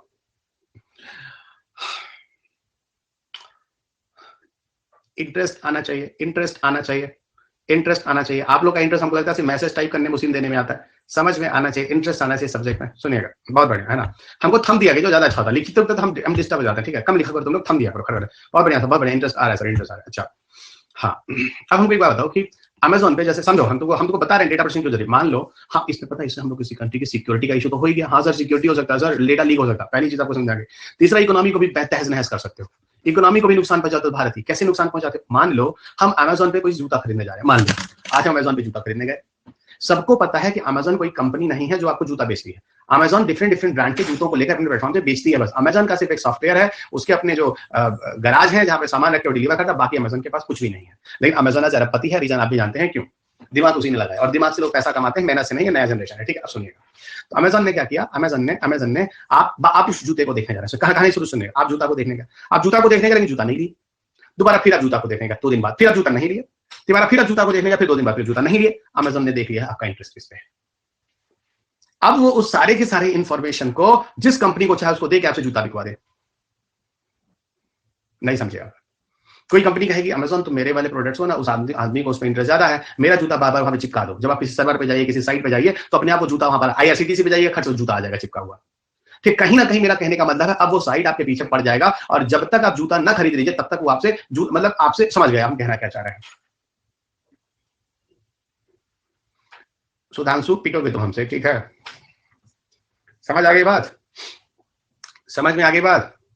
ठीक है, चलो, इतना खुल के नहीं बोला जाता है। ठीक है, चलो, ये सब हर जगह ठीक है, कोई बुरा नहीं है। तो सर ये तो हम समझ गए, लेकिन सुनो, कोई और अपने देश का करता है तो कोई बुरी बात नहीं है, लेकिन कोई दूसरे कंट्री का करता है तो हमारे देश की कंपनियों को नुकसान हो जाएगा ना। उस तरह का डेटा बाहर भेजने लगेगा तो मेरे ख्याल से समझ गए हैं। हाँ, तो अगर हमारी कंट्री की कंपनियां कर रही है तो ठीक है ना, हमारी देश की कंपनियों का पैसा बढ़े, वो सब कमाए, सब बाहर वाले कमा के ले जाएंगे तो देश को नुकसान होगा ना। आई होप आप समझ चुके हैं मैं कहना क्या चाह रहा हूँ। तो ये सब एक चीज है, मतलब सिक्योरिटी तो सबसे बड़ा मसला है, आप इकोनॉमी तो छोड़ दीजिए, लेकिन इकोनॉमी, सिक्योरिटी, बहुत सारे ऐसे मसले हैं बच्चों जिनको आप इफेक्ट डाल सकते हैं बिकॉज ऑफ अगर ये चीजें नहीं आती हैं तो। अब कहानी का आपके पास बैकग्राउंड है बढ़िया सा, अब इसको लेकर थोड़ा हम लोग बिल्स पर आते हैं। ठीक है, बिल्स पर आते हैं। तो सर आप तो साइंस एंड टेक में पॉलिटी पढ़ाने लगे, अब समझे नेचर ऑफ साइंस टेक। चलिएगा इधर आइए, डेटा प्रोटेक्शन बिल पे यहां से कहानी शुरू होती है। डेटा प्रोटेक्शन बिल जो है टॉपिक इंटरडिसिप्लिनरी है, टेक्निकल व्यवहारिक तरीके से जोड़िए, नहीं तो 20 घंटे में आपका साइंस टेक खत्म हो जाएगा। ठीक है, फिर यही बोला जाएगा हमारा पढ़ लीजिए, और हमारा पढ़ाए तो कुछ आएगा नहीं, तो फिर आप करंट अफेयर्स पढ़ लीजिएगा। ठीक है, चलिएगा इधर आइए, डेटा प्रोटेक्शन बिल सुनिए। डेटा प्रोटेक्शन बिल में क्या है, एक कमेटी है जो चेयर होती है, एक्स सुप्रीम कोर्ट जज होते हैं बीएन श्री कृष्णा। बीएन श्री कृष्णा एक कमेटी सेटअप होती है। अब कितने मेंबर होते हैं सब कोई जरूरत नहीं, हम आपको पॉलिटी नहीं पढ़ा रहे हैं, हम जो खट से साइंस टेक से जोड़ने की बात कर रहे हैं, खट से साइंस टेक के जोड़ने की बात कर रहे हैं। 2018 में बिल आता है, और ठीक है, कंपनी 10 में बनाया जाता है, क्या होता है रिकमेंडेशन देने के लिए, क्या पर्सनल डेटा को सिक्योर कैसे किया जाए, है ना, डेटा प्रोटेक्शन कैसे किया जाए, इसको लेकर आता है। ठीक है, और ठीक है वो डिजिटल भी आता है और इन्फॉर्मेशन टेक्नोलॉजी मिनिस्ट्री, मतलब ये दिया जाता है, ठीक है, ये चीजें आती हैं। अब क्या होता है, कहानी कहाँ जाती है, इधर सुनो, आगे बढ़ते हैं। कहानी पहुंचती है यहाँ, ये कहा जाता है कि भारत में एक data protection authority of India बने। देखिएगा, डेटा प्रोटेक्शन बिल किसके बारे में रिकमेंडेशन देता है? रिकमेंडेशन देता है कि भारत में एक data protection authority of India होना चाहिए। और यही देखिए, इट वाज रिकमेंडेड, यही रिकमेंड किया गया था यहां पर कि सेटिंग ऑफ अ डीपीए जो भारत में होना चाहिए, और जो एक सेल्फ गवर्निंग रेगुलेटरी बॉडी होना चाहिए, स्वतः नियंत्रित होना चाहिए, इसमें किसी का प्रेशर नहीं होना चाहिए। और पूरी तरह से पूरे इफेक्टिव तरीके से ये क्या करेगा, पूरे इफेक्टिव तरीके से क्या करेगा, आपके पूरे डेटा सिक्योरिटी के लिए काम करेगा। अब समझ में आया इस बिल का importance, data protection authority of India होना चाहिए, डीपीए, जो पूरे डेटा प्रोटेक्शन के लिए काम करेगा। इसका एक चेयरपर्सन होना चाहिए, इसमें 6 फुल टाइम मेंबर्स होने चाहिए। ये पूरा का पूरा इस बिल के अंदर प्रोविजन आया है। देखिए, एक चेयरपर्सन और 6 फुल टाइम मेंबर्स होने चाहिए, डेटा प्रोटेक्शन अथॉरिटी को बनाने की बात की गई है। मान लो डेटा प्रोटेक्शन अथॉरिटी का कोई ऑर्डर आता है और उस डेटा प्रोटेक्शन अथॉरिटी के ऑर्डर पे फिर भी डिस्प्यूट होता है, अब उसको कहां भेजा जाएगा? उस डिस्प्यूट को सॉल्व करने के लिए एक अपीलेट ट्रिब्यूनल बनेगा सेकंड लेवल पर। वही जैसे आपने इंफॉर्मेशन कम्युनिकेशन टेक्नोलॉजी में पहले आपने ट्राई देखा, ट्राई रिजॉल्व करता है, ट्राई नहीं करता है तो टीडी साइड बनाते हैं, अपीलेट ट्रिब्यूनल बनाते हैं, और अपीलेट ट्रिब्यूनल भी अगर उसको रिजॉल्व नहीं कर पाता तो सुप्रीम कोर्ट के डिसीजन को फाइनल डिसीजन कर देते हैं। याद आ रहा है? कितने बच्चे हैं जिनको पता है पहले लेवल पर ट्राई काम करता है इंफॉर्मेशन कम्युनिकेशन टेक्नोलॉजी के डिस्प्यूट में? Telecom regulatory authority of India बताए हैं प्रभु, बताए हैं। अगर ट्राई उस इशू को रिजॉल्व नहीं कर पाता है telecom regulatory authority of India, तो वो इशू फिर कहां जाता है? सरकार ट्रिब्यूनल बनाती है जिसका नाम टीडी सैट था, है ना, telecom dispute settlement appellate tribunal बनता है। और मान लीजिए ट्रिब्यूनल ने भी काम को नहीं हुआ, अभी भी डिस्प्यूट रहता है, तो सुप्रीम कोर्ट का डिसीजन फाइनल डिसीजन होता है। वहीं पर यहां पर डेटा प्रोटेक्शन को लेकर डीपीए पहले सारे मुद्दों को देखती है, उसके बाद अगर डिस्प्यूट प्रॉब्लम रह जाती है तो अपीलेट ट्रिब्यूनल बनता है, और इस अपीलेट ट्रिब्यूनल के बाद फिर भी कोई प्रॉब्लम हो जाती है तो यहां पर भी सुप्रीम कोर्ट का डिसीजन फाइनल डिसीजन होता है। बहुत बढ़िया, इको में पढ़े थे तो बहुत बढ़िया। ठीक है, ये टॉपिक जो है बच्चा वो इंटरकनेक्टेड है, ठीक है, और आपको इस लेवल पे समझना होगा। Science tech is connected with the social issue, science tech is connected with the polity, science tech is connected with the IR, और यही कह लीजिए IR is connected with the science and tech, polity is also connected with the science and tech. यही UPSC का nature है। कोई बात नहीं, अभी आप नए बच्चे हैं, आप धीरे धीरे सीख। तो data protection bill clear, cut cut cut cut cut cut cut cut cut हो जाना चाहिए था, cut cut cut cut cut हो जाना चाहिए था, ठीक है। अभी हम बताते हैं बिटकॉइन पढ़ाते हैं, बहुत मजेदार चैप्टर है भाई, यार तुम लोग समझ क्या रहे हो, तुम लोग, है ना, बहुत बढ़िया, हो जाना चाहिए, बहुत बढ़िया, शाबाश, 100 हो जाना चाहिए, ठीक है। आगे जब बोले क्लियर, ऐसे हम बोलते हैं क्लियर, हो गया 100। चलिए, इससे होता है कि बच्चे कितना अटेंटिव हैं, टाइम पास नहीं हो रहा है यहाँ पे, ठीक है। अब आइएगा, अब डेटा प्रोटेक्शन बिल को लेकर डेटा लोकलाइजेशन शुरू हो गया। अब डेटा लोकलाइजेशन क्या कहता है? डेटा प्रोटेक्शन बिल के लिए डेटा लोकलाइजेशन चाहिए। डेटा लोकलाइजेशन का मतलब, डेटा लोकलाइजेशन का मतलब है दोस्त मित्र कि उस डेटा को हमारे ज्योग्राफिकल बाउंड्री के अंदर होना चाहिए। ओ तो सर ये तो तभी संभव हो सकता है जब सर्वर को उठा के इंडिया के अंदर रखें। बहुत बढ़िया पकड़ लिए हैं, बहुत बढ़िया, सब पकड़ लिए हैं, ठीक है। अब यहाँ पे डेटा लोकलाइजेशन को लेकर क्या कहानी है इसको जरा समझिएगा। डेटा लोकलाइजेशन को लेकर यहाँ पे कहानी ये है, रुक जाए ना, पूरा बड़ा करने तो बहुत बढ़िया। यहाँ पे कहानी ये है कि डेटा लोकलाइजेशन हमको नहीं लगता किसी को बोलने की जरूरत है, you people know very well, और मुझसे ज्यादा आप जान रहे हैं, ऐसा मत सोचिएगा, ऐसा हमसे बोलते हैं आपको। यहाँ पे पूरा का पूरा डेटा को स्टोर किया जाता है किसी डिवाइस के अंदर, आपके पूरे के पूरे फिजिकल प्रेजेंट में, आपके देश के बॉर्डर के अंदर, मान लो within the border of India, आपकी बॉर्डर के अंदर। बहुत बढ़िया, भारत का डेटा भारत के अंदर रहेगा, डेटा लोकलाइजेशन, बहुत बढ़िया। ओके, जहां पर डेटा जनरेट हुआ है, data was generated, now people are going to save the data at that areas. इसी के लिए देखिए बीएन श्री कृष्णा कमेटी बनी थी, उनके रिपोर्ट्स दिए गए हैं। और इसका पर्पस क्या, आप देखिए इस लाइन में आप देख सकते हैं, for citizens data, data privacy, data sovereignty, national security, economic development of the country, इन सबके लिए ये चीजें जरूरी हैं, जिस पर हमने अभी आपको पीछे बहस किया था, ठीक है, जिसके पीछे मैंने आपसे बात किया था। ओके, अब सुनिएगा कैसे डेटा लोकलाइजेशन और डेटा को सेफ और सिक्योर किया जाएगा। आपको मैं बताऊंगा, अगला चैप्टर हम लोग जब डिफेंस के बाद पढ़ेंगे एआई, आर्टिफिशियल इंटेलिजेंस। इस तरह की मशीन और टूल्स बनाए जाएंगे जो कि इस तरह से प्रोग्रामिंग होंगे कि हमारे डेटा को हमारे देश के अंदर ही रहने देंगे, उसको बाहर नहीं जाने देंगे। जैसे machine learning, artificial intelligence, internet of thing, इन सब की मदद दी जाएगी दोस्त, अपने डेटा को अपने बाउंड्रीज के अंदर रखने के लिए, जिससे वो तरह का डेटा जो हो बाहर ना जाए, उससे किसी भी तरह के लीकेज ना हो, ठीक है। इस तरीके से इंडिया के अंदर की टेक्नोलॉजी और जो कंपनी होंगी वो इंडियन मार्केट में ही पूरी बेनिफिट ले पाएंगे, ठीक है। ये चीज ध्यान रखिएगा, इसमें बहुत ज्यादा दिमाग मत लगाइएगा। श्री कृष्णा कमेटी रिपोर्ट है, इससे बहुत ज्यादा जानना नहीं है, मैंने आपको एक बार समझा दिया है। खास तौर से देखो, रिजर्व बैंक ने भी बोला कि देखो ये जरूरी है कि हमारा डेटा लोकलाइजेशन होना चाहिए, क्योंकि पेमेंट सिस्टम में किसी तरह कोई दिक्कत ना आए, ठीक है, किसी तरह का दिक्कत ना आए। इसीलिए चल के 2017 में कमेटी आती है, 18 में बिल आता है, रिपोर्ट आता है, और डेटा लोकलाइजेशन बहुत ही ज्यादा पॉपुलर हो जाता है। ओके, तो ये चीज थोड़ा सा ध्यान रखिएगा, तो this is very very important. हम थोड़ा स्पेस इंटरनेट की बात कर लेते हैं। ये स्पेस इंटरनेट जो है वो दो टॉपिक से जुड़ा है। The one is the space technology and second is the information and communication technology. से दो चीजों से जुड़ा हुआ है। Exactly the person is Elon Musk, I know very well. और आप सबने पक्का सुना होगा स्टारलिंक नेटवर्क प्रोजेक्ट। बहुत सारे बड़े बड़े फेक वीडियोस भी यूट्यूब पर हैं स्टारलिंक के बारे में, ओके। और जो फेक वीडियोस हैं उनके व्यूअर्स ज्यादा हैं, ये भी हम आपको बताते हैं। जैसे स्पेस इंटरनेट में है क्या, space technology information communication technology दोनों को मर्ज कर दो और तब जाके स्पेस इंटरनेट की बात होती है। हाँ सर, आपने वैसे ही बोला था कि स्पेस टेक्नोलॉजी आईसीटी और डिफेंस दोनों के साथ मर्ज होकर चलती है, इसलिए आपने स्पेस के बाद आईसीटी पढ़ाया तो अब आईसीटी के बाद आप डिफेंस पढ़ाने जा रहे हैं। बिल्कुल दोस्त, क्योंकि तीनों चीजें एक दूसरे से कहीं ना कहीं जुड़ी होती है, तीनों चीजें कहीं ना कहीं एक दूसरे के साथ जुड़ी होती हैं। अब जरा समझना, स्पेस टेक्नोलॉजी में हमने सैटेलाइट भेजा, सैटेलाइट की मदद से हमने सैटेलाइट से इंटरनेट देने की बात कर रहे हैं, तो सैटेलाइट से जो इंटरनेट देने की बात कर रहे हैं अब वो कहलाएगा स्पेस इंटरनेट। तो ये सैटेलाइट कहाँ लगाया जाता है, सैटेलाइट स्पेस में लगाए जाते हैं, और स्पेस इंटरनेट की सर्विसेज देने की बात करें, इसीलिए आर्टिकल स्पेस इंटरनेट के नाम से भी जाना जाता है, ओके, स्पेस इंटरनेट के नाम से भी जाना जाता है, ठीक है। पर यहां पर एक चीज मैं आपको बताऊंगा, पहले कुछ चीजें जाननी जरूरी है, थोड़ा ध्यान दीजिए। जब मैंने आपको ऑर्बिट पढ़ाया था, बहुत बढ़िया से ऑर्बिट पढ़ाया था, डू यू रिमेंबर, खड़ा होकर पूरा एक वीडियो भी दिखाया था, डू यू रिमेंबर, सब कुछ दिखाया था, ठीक है। शायद इसी बोर्ड पे नहीं, कहीं और दिखाया था, अच्छा ठीक है। अच्छा, अब जरा समझना ऑर्बिट, जरा समझना, ठीक है, ऑर्बिट जरा समझना, ठीक है। मैंने आपको कई तरह के ऑर्बिट बताया, रिमेंबर, पोलर सनसिंक्रोनस याद होगा, पोलर सनसिंक्रोनस मेरे बच्चों तुम लोगों को याद होगा, बहुत बढ़िया से कराया था, कोई करा दो नहीं, ऑर्बिटर वाला पार्ट बड़ा मिसिंग होता है। एक तुम लोगों को मैंने बोला था वो बताया था, क्या नाम है, जियोस्टेशी वाला बताया था, यू रिमेंबर जियोस्टेशी ऑर्बिट, एक तुम लोगों को बच्चा जियोस्टेशी ऑर्बिट बताया था, पता है, ठीक है, ये ऑर्बिट मैंने पढ़ाया था, पोलर सनसिंक्रोनस जियोस्टेशी ऑर्बिट, ये चीजें मैंने आपको पढ़ाई थी। और फिर मैं आपसे एक चीज पूछता हूँ, जरा ध्यान दो, ठीक है, चीज मैं आपको पूछता हूँ, जरा ध्यान दो। अगर मैं आपको जियोस्टेशी ऑर्बिट से इंटरनेट दूं, समझिएगा, इंटरनेट दूं, जियोस्टेशी ऑर्बिट की डिस्टेंस कितनी होती है, 36,000, एकदम समझिएगा पहले, 36,000 प्लस माइनस 5,000 6,000, क्लियर, बहुत बढ़िया बच्चों, बहुत बढ़िया। पोलर सनसिंक्रोनस ऑर्बिट की डिस्टेंस क्या होती है सर, 400 500 700 800, चलो 100 या 50 किलोमीटर से लेकर सर 2,000 किलोमीटर लिख दो, आपने क्लास में ही बताया था, चलो हमने यही लिख दिया, हमने क्लास में बोला था। हमको ये बात, अगर हम किसी सैटेलाइट को 500 किलोमीटर की हाइट पे लगा रहे हैं, मान लो 500 किलोमीटर पर, तो लियो हो गया, लियो समझ में आ रहा है, लियो समझ में आ रहा है, क्योंकि ये डिस्टेंस क्या लियो में आएगा, बहुत एक, मतलब तुम लोग यार, मतलब तुम लोग का आंसर देके मेरे को इतना बढ़िया लगता है, इतना प्यारा लगता है कि मेरे बच्चों ने लिटरली मुझे सुना है और ईमानदारी से घर जाके पढ़ा है कि नहीं, मतलब खट खट खट खट जो आंसर आता है ना, आई लाइक द स्पीड। और मैं आप सबको बता रहा हूँ, सबके मैसेज में देता हूँ, इसलिए फालतू बातें यहाँ पे ना लिखा करें। अगर आप चाहते हैं कि मैं आपके मैसेज को कभी अवॉइड ना करूं, तो फालतू बातें यहाँ पे ना लिखा करें, और ज्यादा लिखेंगे तो आपकी गुणवत्ता कम हो जाए, इसलिए सिर्फ काम की बात लिखें, ये भी आपको बताते हैं, ठीक है, ठीक है। दिल पे बैठा दिया, बहुत बढ़िया, दिल से नहीं, दिमाग पे बैठा, ठीक है। यही तो प्रॉब्लम है, आप लोग इमोशनल लोग हैं, इसलिए आप लोगों को बेवकूफ बनाया जा सकता है, ठीक है, दिमाग से लगाइए, दिमाग से, ठीक है। यूपीएससी क्या चाहता है, क्वेश्चन पेपर से समझिए, किसी के वर्ड से नहीं, ठीक है। हो सकता है बहुत मीठा बोलते हैं, हो सकता है मेरे ऊपर वो बटर लगा हो, नीचे बीस भरा हो, वो कई बार समझाएं, लेकिन फिर भी तुम लोग इतना जल्दी क्या बताएं हम, ठीक है। चलो तुम लोग की डेस्टिनी है, क्या मतलब,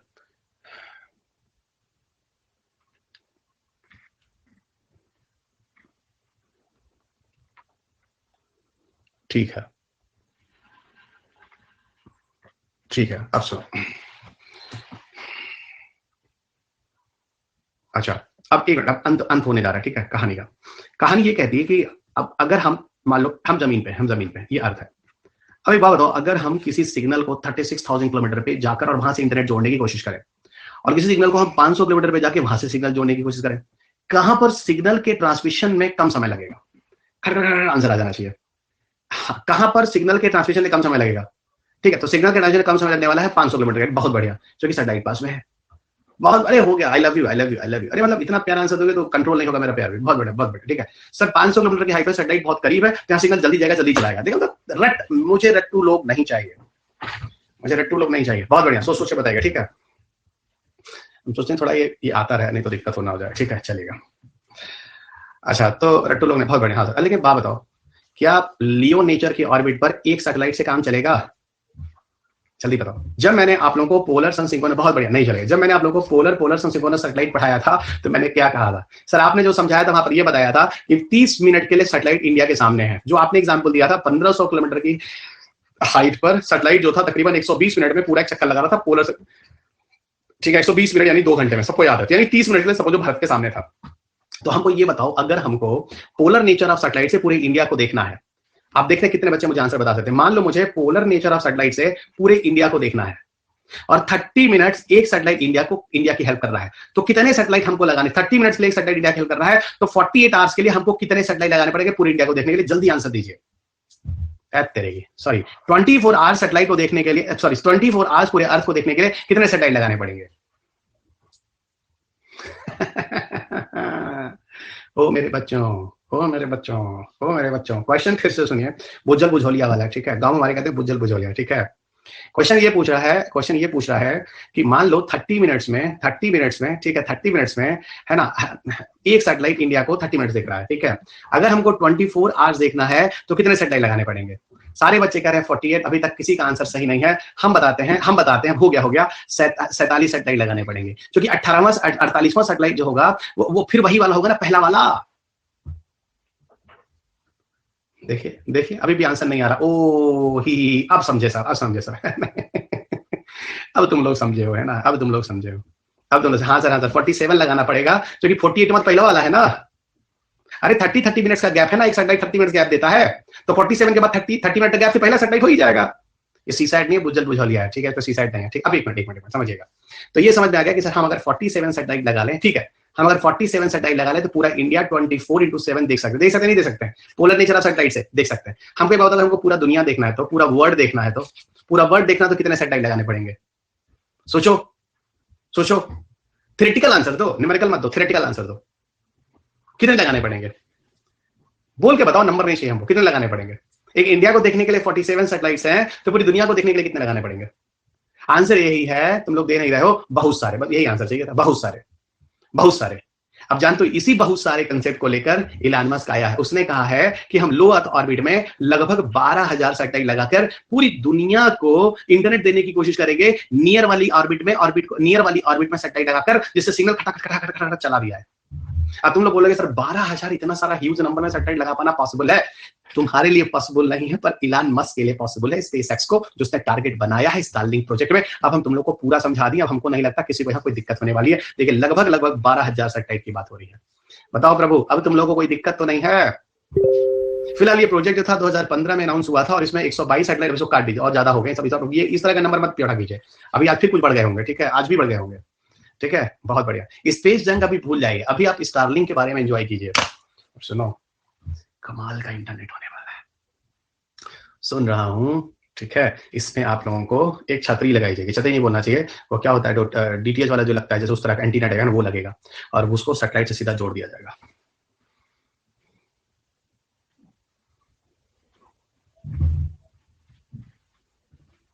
ठीक है, तो ये सारी चीजें हैं, इसको थोड़ा ध्यान रखिएगा।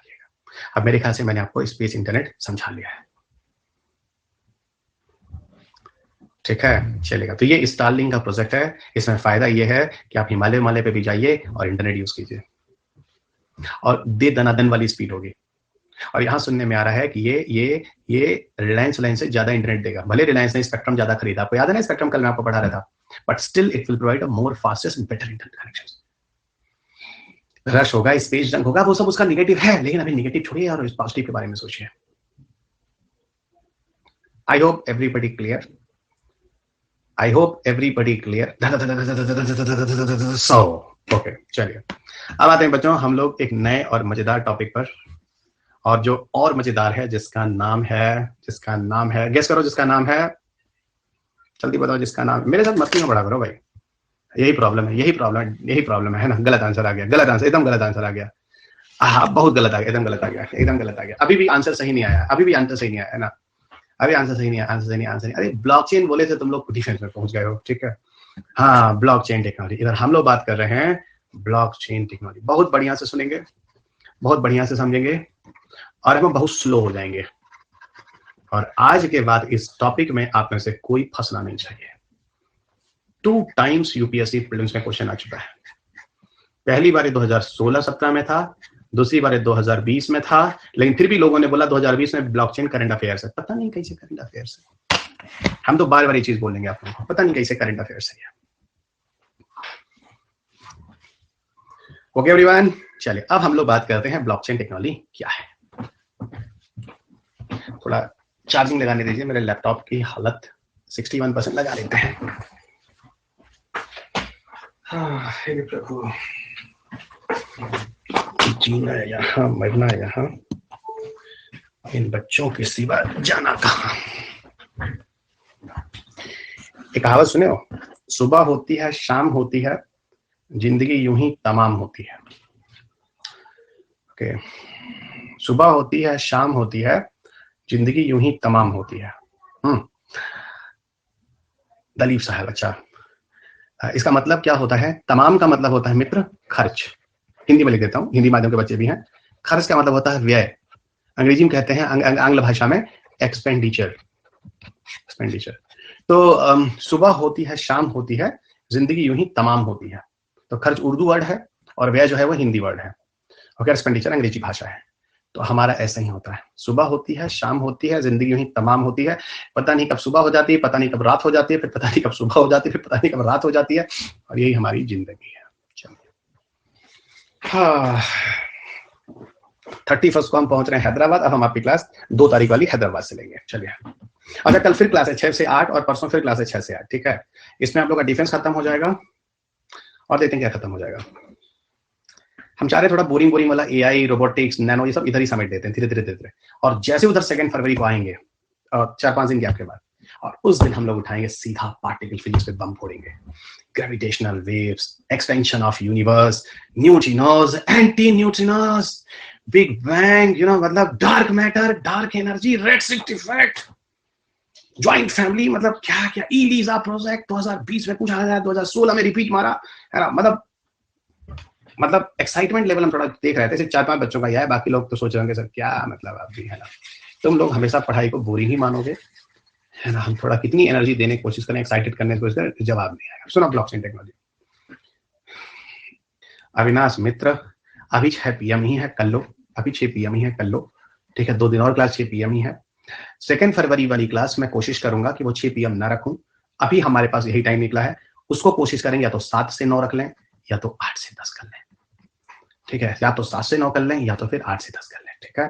अभी थोड़ा रख लो, थोड़ा मेरा मान रख लो, ठीक है। थोड़ा भाई टाइमिंग थोड़ा हमारे पास भी बहुत, तुम लोग तो भाई 5-5 क्लास कर रहे हैं, हम लोग भी तो क्लास पढ़ा रहे हैं, चलेगा।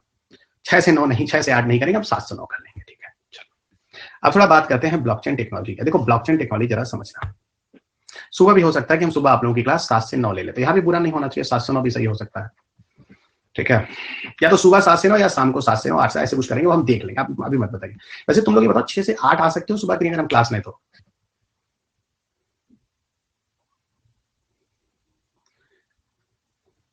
6 से 8 आ जाओ तो बहुत बढ़िया है। सुबह उठते हैं, आंख खोलते पहले तुम लोग का दर्शन करेंगे, इससे बढ़िया दिन क्या हो सकता है मेरे लिए। 6 से 8 किसी को प्रॉब्लम है? रात वाला अगर 6 से 8 सुबह वाला 6 से 8 करने आगे चल के, तो अरे हर बच्चा तैयार है, वाह, पहली बार ऐसा हुआ है। नहीं, इतना एक्साइटेड हो जाए, 5 बजे आएंगे ना। पोल, अच्छा पोल, हाँ यार ये सब भी था यहाँ पे।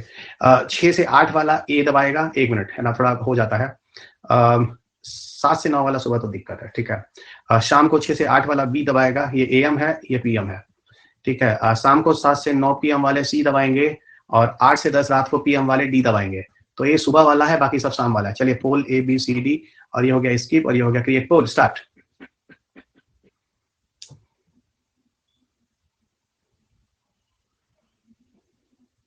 मैक्सिमम बच्चों ने 6 से 8 AM वाले को दिया है, तो चलिए ठीक है, 6 से 8 वाला ही करेंगे। हमको भी ज्यादा अच्छा लग रहा है, सुबह 6 से 8 ले लो, खत्म करो। हाँ, तो मेजॉरिटी भी थे, तो ठीक है बच्चों, है ना। 6 से 8 सुबह करेंगे, मोस्ट प्रॉब्ली यही है, ठीक है, चलिएगा। बहुत बढ़िया, ये टाइम मुझे बहुत बढ़िया, 6 से 8 सुबह कीजिए और इसको खत्म कीजिए, बहुत बढ़िया, बहुत बढ़िया, बहुत बढ़िया, ठीक है, चलिएगा। ओके, 6 से 8 करेंगे और उसके बाद फिर शुरू करेंगे। अब चलो इधर आ जरा, हो गया ना। हाँ ठीक है, ठीक है, 5 बजे उठते हैं, बहुत बढ़िया, 6 से 8 ही रहेगा, ठीक है, 6 से 8।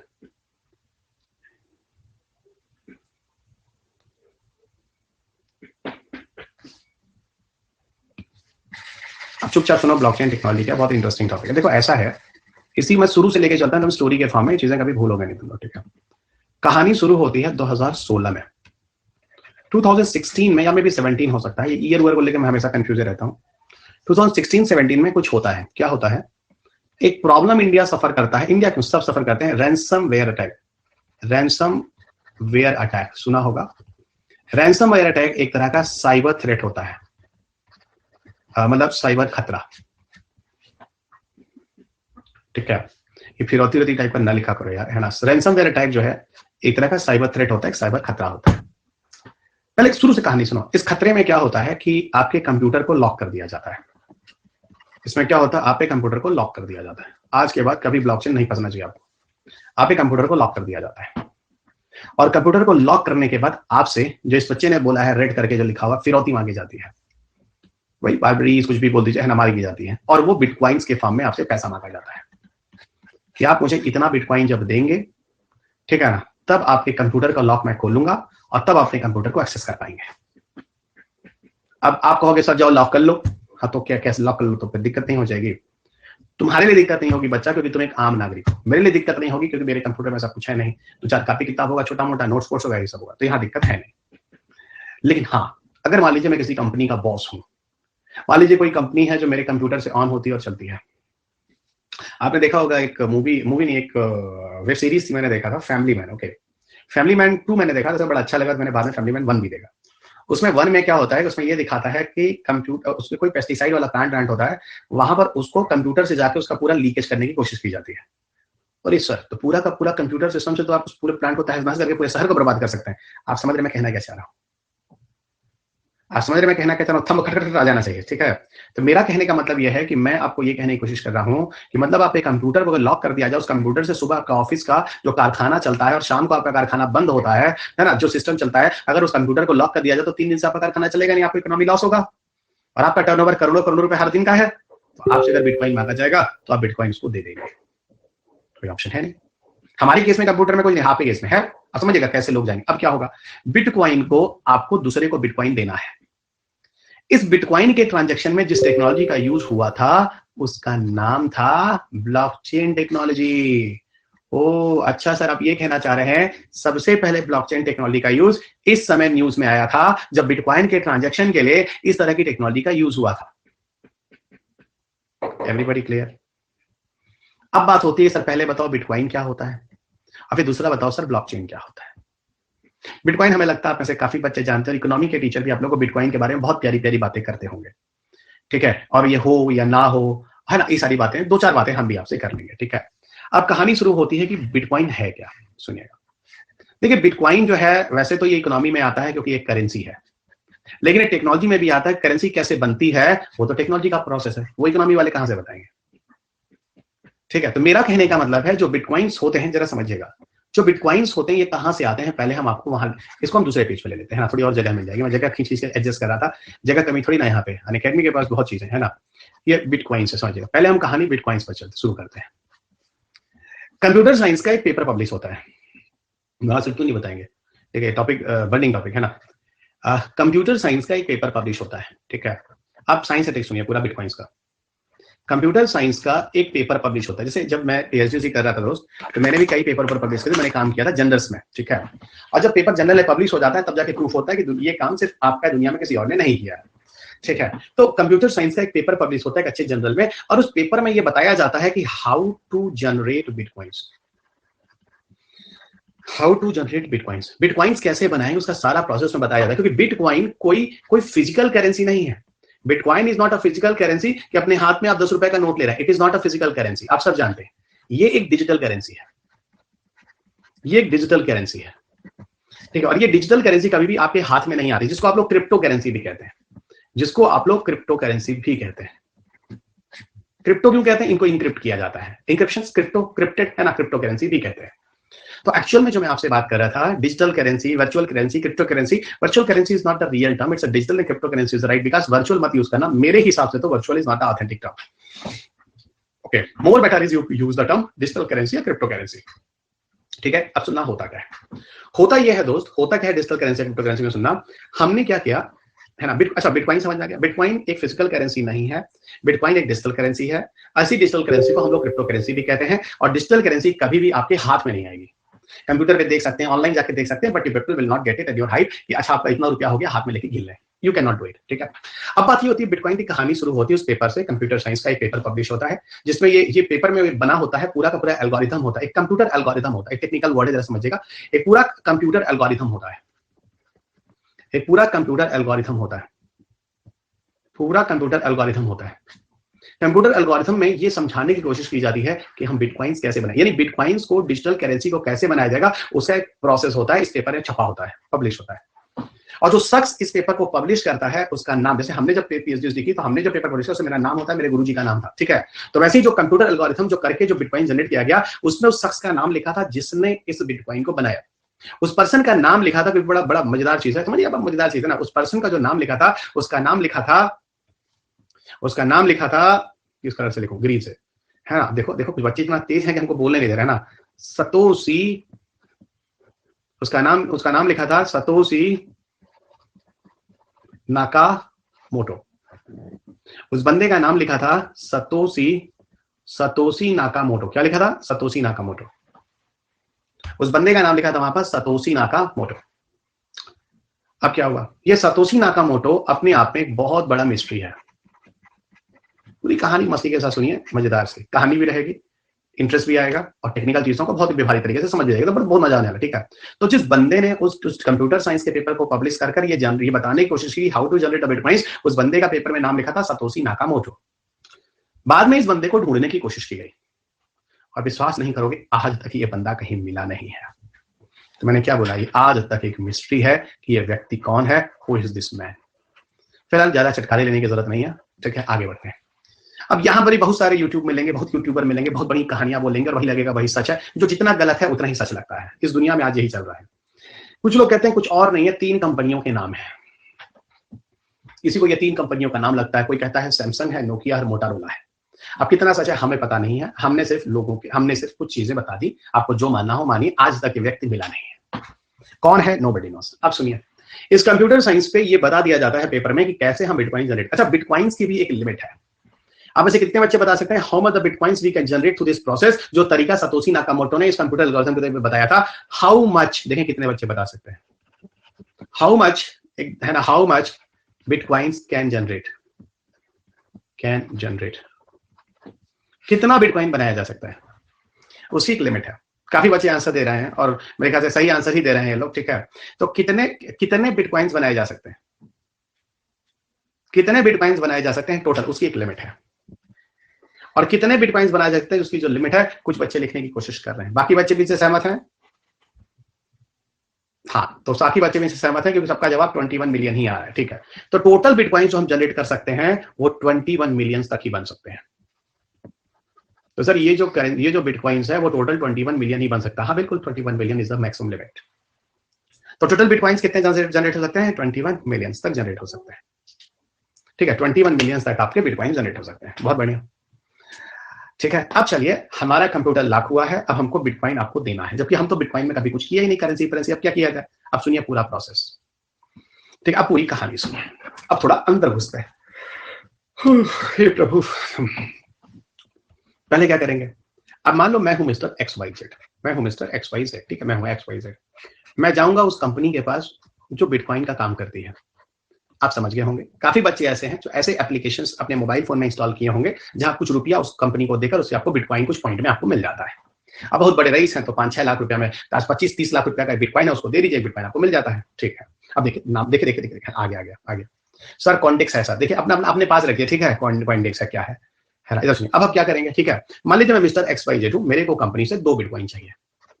बिटकॉइन तो मैं बनाता नहीं हूं, ये कंपनियां होती हैं जो आपको बिटकॉइन देती हैं। और मान लो एक बिटकॉइन का दाम है 25 लाख रुपए। समझने की कोशिश कीजिएगा, एक बिटकॉइन का रेट कितना? 25 लाख रुपए। तो हमने कंपनी को 50 लाख रुपए दिए। ठीक है, कितना ट्रांसफर किया? 50 लाख रुपए। कंपनी ने मेरे डिजिटल अकाउंट बनाकर उन्होंने मेरे को 2 बिटकॉइंस दे दिया 2 बिटकॉइंस। अब वो मैं देखूं ऑनलाइन, हाँ वाह मेरे पास 50 लाख रुपए का 2 बिटकॉइन है डिजिटल में। ठीक है, अब क्या किया जाए?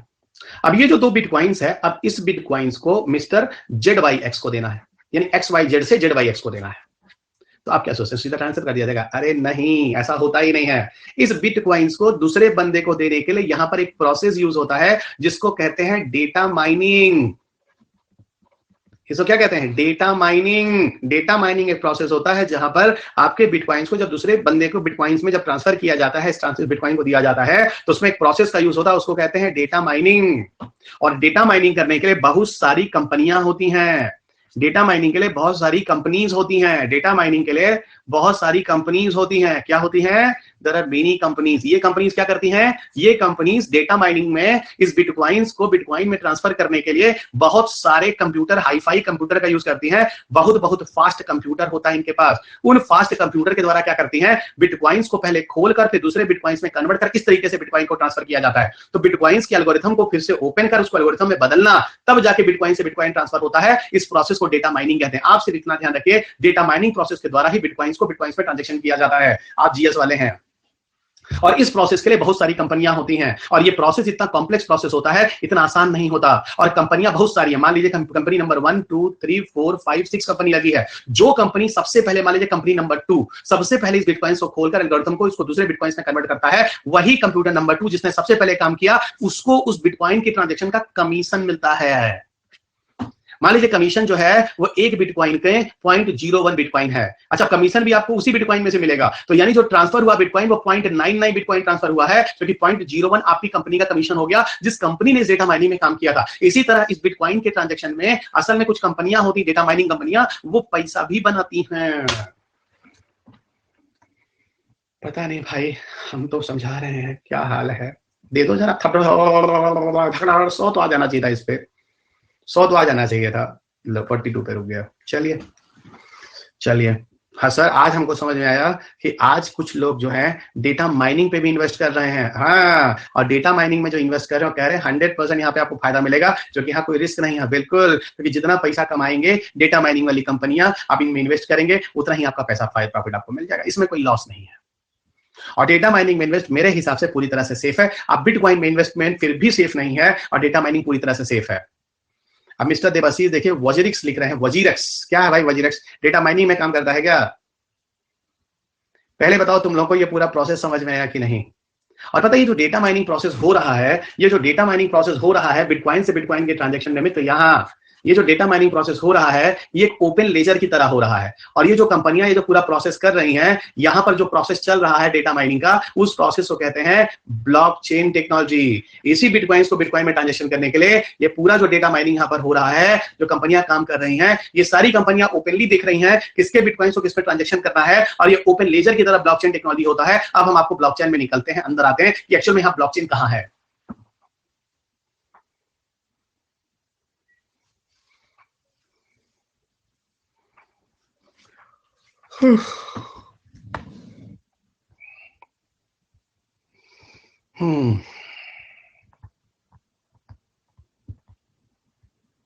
ठीक है, तुम लोग का फालतू फालतू क्वेश्चन है, अब हमको आगे बढ़ने दो।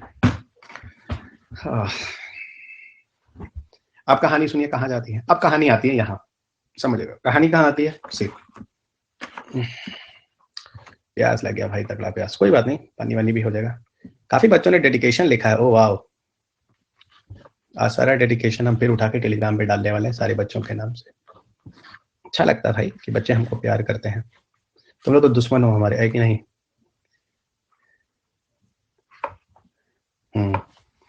आज जाके 904 की वॉच मिनट हुआ है। चलिए, अभी भी 1 मिलियन हम नहीं पहुंचे। अच्छा, मेरे पास रेड हैट है, ठीक है, हाँ हम ही देंगे, ठीक है, हम सबका डालेंगे, क्यों नहीं डालेंगे भाई, हमारा भी तो सम्मान बढ़ता है। सब लोग अच्छा अच्छा लिखते हैं। चलिए, और गंदा लिखेंगे हम उसका भी डालेंगे, हम बहुत ईमानदार टीचर हैं, ठीक है। चलिएगा, 1 मिलियन हो जाएगा कल। अच्छा, अभी तो 904 हुआ है, देखते हैं हम राइज में से भी कहाँ, स्टार में से भी कहाँ पहुंचेंगे। अभी तो स्टार दिखा रहा है, 1.5 महीने में स्टार पे हैं हम। चलिए, अच्छा, फॉलोअर तो 2000 पे रहेगा भाई। चलो, अच्छा एक्सपर्ट पे आ जाएंगे। चलिए, कल देखते हैं एक्सपर्ट पे आते हैं कि नहीं। अच्छा प्रभु, हो गया, अब थोड़ा हमको और सुनिए। अब हम आपको लिए चलते हैं बिटकॉइन को ट्रांजेक्शन, हाँ ब्लॉकचेन।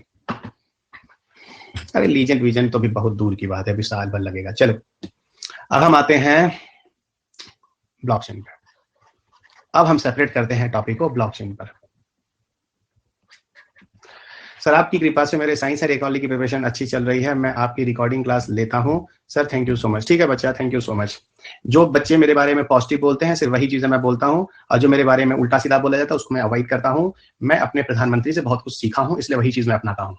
गालियों को अवॉइड करता हूं और बड़ाइयों को बोलता हूं। यही जमाना है, इस हिसाब से चलना होगा, नहीं तो बीपी और शुगर बढ़ जाएगा, दिक्कत आ जाएगी। चलिए, बाबू आप लोगों के बच्चों को भी पढ़ाना है, ठीक है। तो दिव्यांशु ने बहुत प्यारा लिखा था, thank you Divyanshu, I love you so much. और बाकी कुछ लोग अगर कुछ लिख रहे हैं तो उनको हम अवॉइड कर रहे हैं, ठीक है। चलिएगा, हाँ, तो हम बहुत होशियार हैं, अपने प्रधानमंत्री से हम सब कुछ सीखे हैं, ठीक है।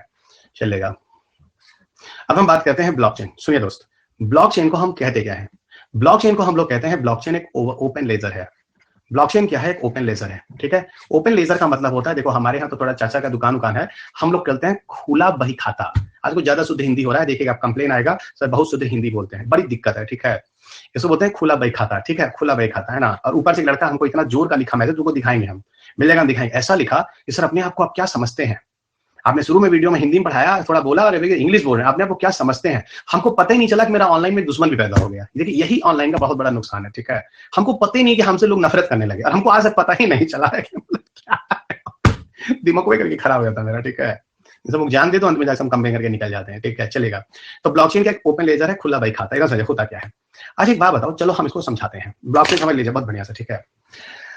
नहीं ब्लॉक लग मारना अच्छा ही लगता है ना। क्या है, पिताजी से तुम लोग थोड़ा बहस कर लेते हो, बाद में जाकर फिर पिताजी पैर छू के माफी मांगते नहीं मानते हो, तो क्या पिताजी तुमसे बात नहीं करते हैं। तो हम लोग का तुम्हारा रिलेशन वही है, ठीक है। हम भी जानते हैं बच्चा बहुत फ्रस्ट्रेट होगा, इरिटेट होगा, पढ़ नहीं पा रहा होगा, दिक्कत होगी, ये कोई बड़ी बात नहीं है, ये होता है, इस एज में होता है, हम इसको जानते हैं।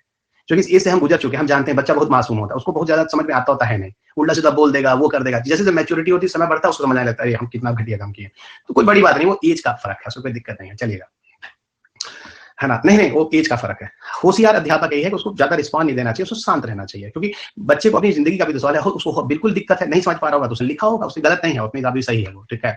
हम थोड़ा टेंशन हो जाते हैं, कितना हम करें, ठीक है, चलेगा। अब हो गया, हम कोई डिस्टर्ब ना करें, ठीक है। ब्लॉकचेन टेक्नोलॉजी ओपन नहीं खाता। मान लो हम मिस्टर ए है और हम तुमको 10 रुपया दे रहे हैं, जो मेरा मतलब अपना वैल्यू है, जो हम आपको दे सकते हैं, ठीक है।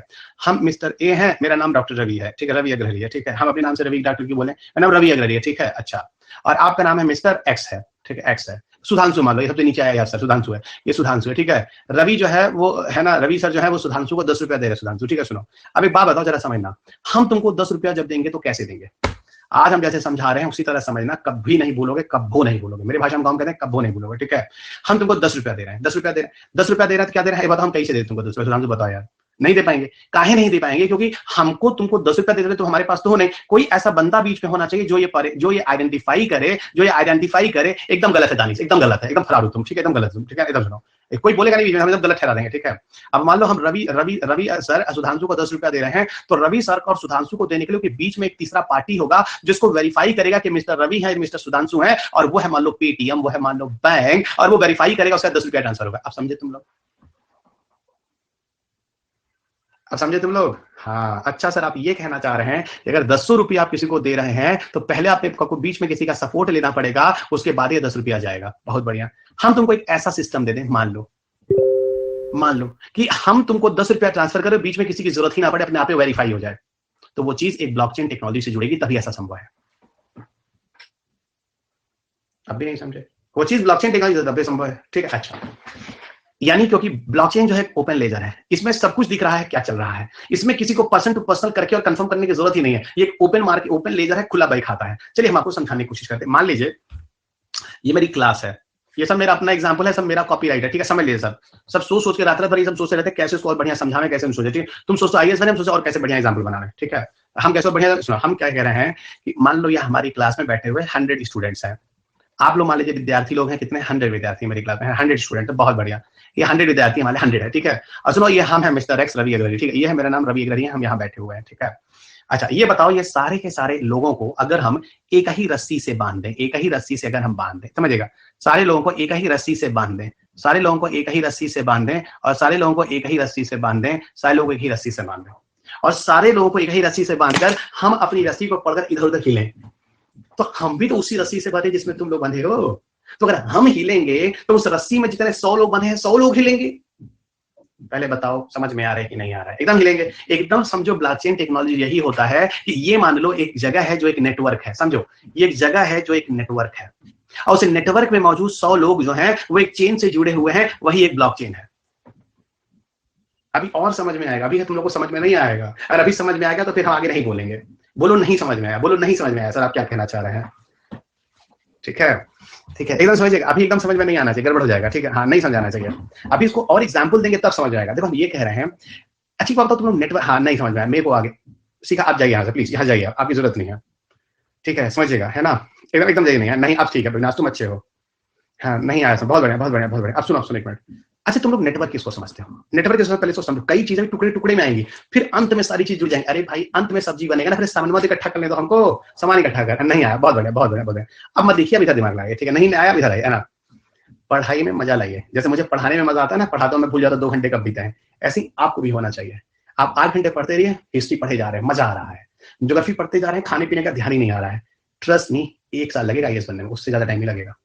जब तक ये चीज ना आ जाए आपके अंदर, आप ना अच्छे विद्यार्थी बन सकते हैं, जब तक मेरे अंदर ना आवे मैं अच्छा अध्यापक भी नहीं बन पाऊंगा। इसलिए अपने आप को उस फील्ड में, जिस फील्ड में आपको आगे जाना है, उसमें आपको एंजॉय करना होगा। ठीक है, पढ़िए, नहीं तो पढ़ते समय आपका बीपी बढ़ जाएगा, और बीपी तभी नहीं बढ़ेगा जब आपको मजा आएगा। मैं भी पढ़ाऊं तब जब मुझे मजा आएगा, नहीं तो मेरा भी बढ़ जाएगा, बीपी हो जाएगा मुझे, बीपी और शुगर। ठीक है, चलिएगा।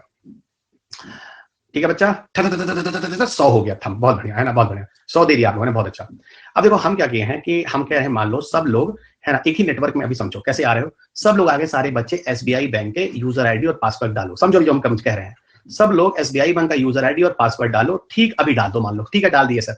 अभी मान लो 7:32 हो रहा है, 7:32 PM पे जो मेरी क्लास चल रही है, सब लोग इसी समय यूजर आईडी और पासवर्ड पे जाकर, और सब लोग एसबीआई बैंक अकाउंट में हैं। ठीक है, इस बार बताइए, अगर इस समय आप 7:32 पर बैंक के अंदर जाते हैं यूजर आईडी पासवर्ड में, तो क्या इसमें हो सकता है 10,000 लोग कम से कम उस इंटरनेट पे जाकर, 10,000 पर्सन उस समय उसके नेटवर्क में होंगे, जो कुछ ना कुछ या तो अकाउंट देख रहे होंगे, ट्रांजेक्शन कर रहे होंगे। ये बात समझ में आई ना? अकाउंट देख रहे होंगे, ट्रांजेक्शन कर रहे होंगे, बिल्कुल कर रहे होंगे। ठीक है, अब ये जितने भी 1000 लोग जो एसबीआई बैंक के यूजर आईडी पासवर्ड डालकर उसके अंदर है, सारे लोग मैं बोल सकता हूं एसबीआई बैंक के नेटवर्क में है। क्लियर बच्चा? क्लियर बच्चा पार्टी जी? अब हाँ एकदम समझेगा। यानी मेरा कहने का मतलब है, उस समय उस नेटवर्क में जितने भी बंदे हैं, सारे एक दूसरे के साथ जुड़ जाएंगे, अगर ब्लॉकचेन टेक्नोलॉजी से हम इस बैंक अकाउंट को जोड़ देंगे तो। और इस हजार जितने भी लोग उस नेटवर्क में हैं, सारे के सारे लोग एक दूसरे का ट्रांजैक्शन देख रहे होंगे, सब कुछ एक ओपन लेजर की तरह होगा, अगर हम इस बैंक के अकाउंट को अगर हम ब्लॉकचेन से जोड़ देंगे तो सर आप ये कहना चाह रहे हैं कि ब्लॉकचेन टेक्नोलॉजी आ जाएगी तो सब कुछ एक ओपन फील्ड की तरह हो जाएगा, और इस बैंक में अगर हम बैंक के अकाउंट को पूरा हम इसके थ्रू जोड़ देंगे तो यहाँ क्या होगा कि बैंक के अंदर होने वाले सारे ट्रांजेक्शन हर कोई देख रहा होगा। यस, क्योंकि ये ओपन लेजर हो गया, ये ब्लॉकचेन हो गया। ये है ब्लॉकचेन में कुछ ऐसा चलेगा, ब्लॉकचेन के अंदर अगर हमने सारे के सारे ब्लॉकचेन के द्वारा एसबीआई बैंक अकाउंट को जोड़ दिया तो यहाँ पर ये होगा। अब ये 1000 लोग जो उस समय उस नेटवर्क में है, ये हर किसी को देख रहे हैं कि क्या चल रहा है इधर उधर, इसलिए यहाँ पर किसी को वेरीफाई करने की जरूरत ही नहीं है, ऑटोमेटिक चीजें वेरीफाई हो जाती हैं। एक ओपन लेजर सिस्टम है। अब आप कहोगे सर ऐसे केस में तो सिक्योरिटी नहीं हो पाएगी। अरे भाई, जहां पर आपको सिक्योरिटी नहीं रखनी है, जहां पर आपको ट्रांसपेरेंसी रखनी है, वहां पर ब्लॉकचेन से जोड़ दो।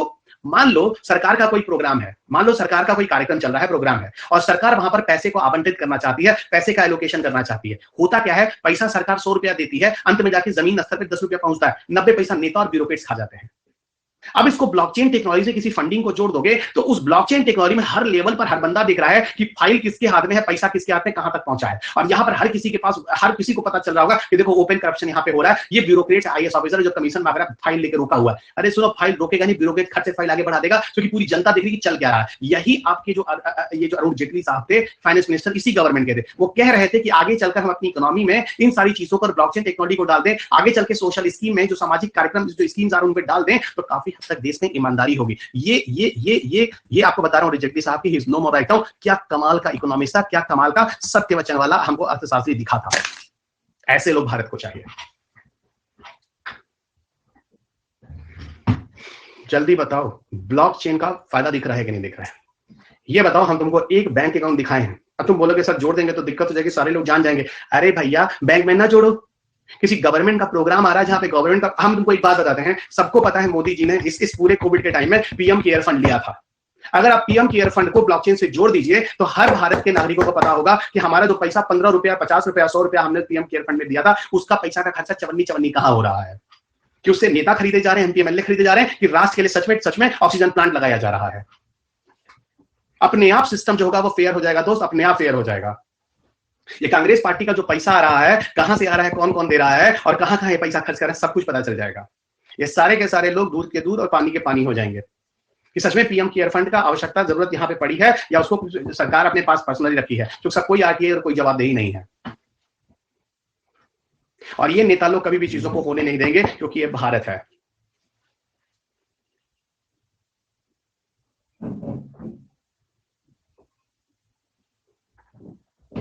अब सुनिएगा, दानिश क्या कह रहे हैं, साइबर सिक्योरिटी का इशू हो जाएगा। हम कह रहे हैं साइबर सिक्योरिटी नहीं इशू होगा, इससे तो साइबर सिस्टम और सेफ हो जाएगा। चलिए हम आपको वो भी लिए चलते हैं। दानिश, आपका क्वेश्चन बहुत प्यारा है, बिल्कुल सही है कुमार, काफी हद तक एक्सपोज हो जाएंगी चीजें। और ब्लॉकचेन टेक्नोलॉजी को आप क्या समझ रहे हैं, सिर्फ बिटकॉइन ट्रांजैक्शन तक सीमित समझ रहे हैं, इसीलिए तो ब्लॉकचेन में लेकर आया हूं कि ब्लॉकचेन टेक्नोलॉजी सिर्फ बिटकॉइन तक ही सीमित नहीं है, इसके मल्टीपल यूज हो सकते हैं। मैं यहां जोड़ रहा हूं, आपके पेपर में जब 2020 में क्वेश्चन पूछा था तो ब्लॉकचेन में पूछा था कि it is use only for bitcoin transaction, जैसे ही बोला ओनली फॉर बिटकॉइन, गलत हो गया, क्योंकि a part of bitcoin we can connect with the many social scheme, project, economy, बहुत सारी चीजों से जुड़ेगा। मैं यहां समझाने की कोशिश कर रहा हूं। शुरुआत में टॉपिक जितना आपको हल्का लग रहा था, धीरे धीरे टॉपिक आपको उतना डेंस दिख रहा है। ये तो कमाल की चीज हो रही है।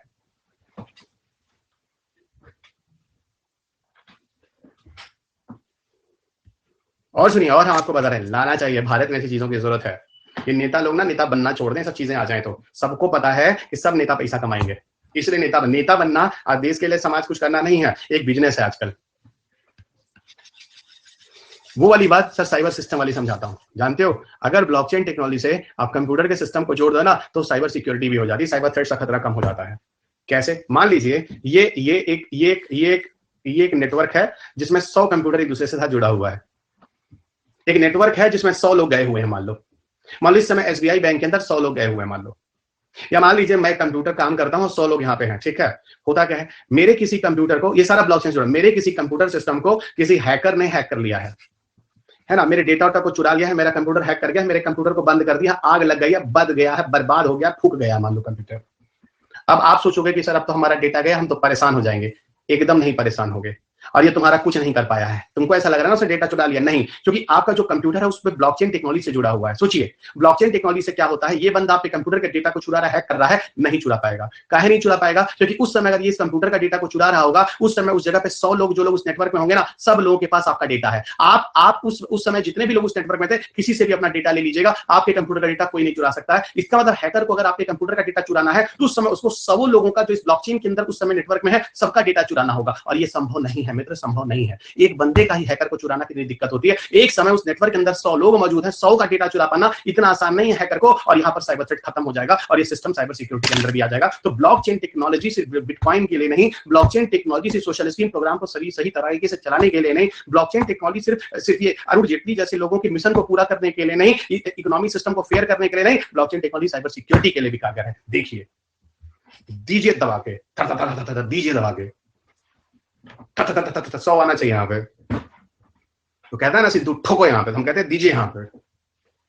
हद तेरे की, सिर्फ एनर्जी 73 तक पहुंची। अब लोग दो बार रिपीट कर रहे हैं, हम सब जानते हैं, ठीक है, एकदम जानते हैं, सब रिपीट मार रहे हैं सब। ठोको थम, हाँ ठोको थम, ये चलेगा, हमारे क्लास में चलेगा ठोको थम यहाँ पे, ठीक है, चलिएगा। मजे से पढ़ो यार, तुम लोग पढ़ाई को मारे हो, सजा बना लिए हो, समझ। ओ वाह नेहा, बहुत अच्छा बच्चा, बहुत अच्छा। अब ब्लॉकचेन का बैंड भी आ गया है, बॉन्ड वन, ओ तेरे की, लो बॉन्ड वन भी आ गया है। लो और पैसे की सेविंग करो, सरकार 15% छूट दे देगी इनकम टैक्स में। सरकार एक नया टैक्स ला रही है इस बार से, उसको बोलते हैं एक्सपेंडिचर टैक्स, ठीक है, एक नया टैक्स भी आ रहा है, एक्सपेंडिचर टैक्स। चलो और आगे बढ़े। ब्लॉकचेन, मजा आ गया, ब्लॉकचेन बहुत बढ़िया। अब प्रभु अगर आप इजाजत दे तो हम थोड़ा ब्लॉकचेन से आगे चलें, थोड़ा डिफेंस की तरफ। तो बोल दीजिए डिफेंस टेक्नोलॉजी, सर स्टार्ट कीजिए, जिंदाबाद कीजिए, चलिए। वैसे तो 143 हो ही गया है। वीपीएन बचा हुआ, वर्चुअल प्राइवेट नेटवर्क नहीं बताया मैंने, ऐसा कैसे हो सकता है? पीक्यूआई, ब्लॉकचेन का पीक्यूआई करोगे तो चलो हमको बता दो, जो पीक्यूआई ब्लॉकचेन वाला है वही खोल दो खट्टे। चलो ये भी ठीक है, नए दिन से नया चैप्टर शुरू कर देंगे। ब्लॉकचेन का पीक्यूआई खोलो जल्दी। वो मेरे ख्याल से साइबर सिक्योरिटी वाले में होगा। साइबर सिक्योरिटी वैसे मैं तुम लोग को पढ़ा नहीं रहा हूँ, फिर मैं कह रहा हूँ आप इंटरनेट सिक्योरिटी में पढ़ लीजिएगा, और बहुत ज्यादा दिक्कत होगा तो हमसे फिर बाद में बताइएगा, स्पेशल क्लास में कभी लेके आपको एग्जाम के पहले पढ़ा दूंगा, ठीक है। देखिए क्वेश्चन नंबर बचा 13, सब लोग आ जाइए, बहुत मजेदार है ना। 13.331 पेज नंबर पर जरा क्वेश्चन नंबर 1 खोलो, जल्दी सब फोटो डालो, जल्दी फोटो डालो, जल्दी फोटो डालो, हमसे फोटो तो नहीं हो पाएगा यहाँ पे। वीपीएन बता दिए हैं हम भाई, वर्चुअल प्राइवेट नेटवर्क वहीं पे बता दिए थे, तो लैंडमैन, वैन और पैन बताए थे। ऐसा ना करो, पीछे वीडियो में देख लो, रिकॉर्डिंग में पढ़ा होगा। जल्दी बच्चों जल्दी। 37 डेडिकेशंस, 904, 905 हजार मिनट, 2 के फॉलोअर्स। अच्छा थोड़ा देखता रहता हूं मैं, आज ही मेरे ख्याल से 925-25 हजार रात तक पहुंच जाएगा, और फॉलोअर मेरे ख्याल से 3000 आना चाहिए। देखते हैं, रुक गया है सर, आपकी बुक खत्म हो जाएगी 10.15 दिन में, मेरे ख्याल से तो हो जाएगी प्रभु। आपसे जो बोला पहले वो करो, तुम लोग कहाँ, तुम लोग भटका रहे हो, जल्दी करो, 7:43 हो रहा है। सर जब डेटा इंटरकनेक्ट, हाँ ये मजा आया, अच्छा क्वेश्चन है दोस्त, पूछो। सर जब डेटा इंटरकनेक्टेड रहता है, इजिली ट्रेसेबल है, फिर भी बिटकॉइन स्मगलिंग वगैरह में कैसे यूज होता है? असल में ऐसा है कि बिटकॉइन वगैरह स्मगलिंग में यूज नहीं होता है, बिटकॉइन वगैरह का ट्रांजेक्शन मांगा जाता है, ठीक है। इसका स्मगलिंग में कैसे हो गया? ठीक है, दानिश बुक ऑर्डर करी है जस्ट दोपहर को, तो वेट करो बच्चा, कोई अभी अपलोड कर देगा, रुक जाओ, मैं देख रहा हूँ, कोई बच्चे कर रहे होंगे, हमारे बच्चे बहुत अच्छे हैं सब, जल्दी करो। हमारी भी किस्मत है ना, हमको भी अच्छे अच्छे बच्चे मिले हैं, थोड़ी ना होता है कि तुम लोग की किस्मत है तुमको अच्छा टीचर मिला, म्यूचुअली होता है, नहीं तो लोग अपने आप ही वहां से दूर हो जाते हैं। ठीक है बच्चा, कोई बात नहीं, कोई बच्चा कर, तुम लोग यार अब जितना हम तारीफ कर उतना ही लेट कर रहे, तुम लोग कोई फोटो नहीं दिखा रहे हमको,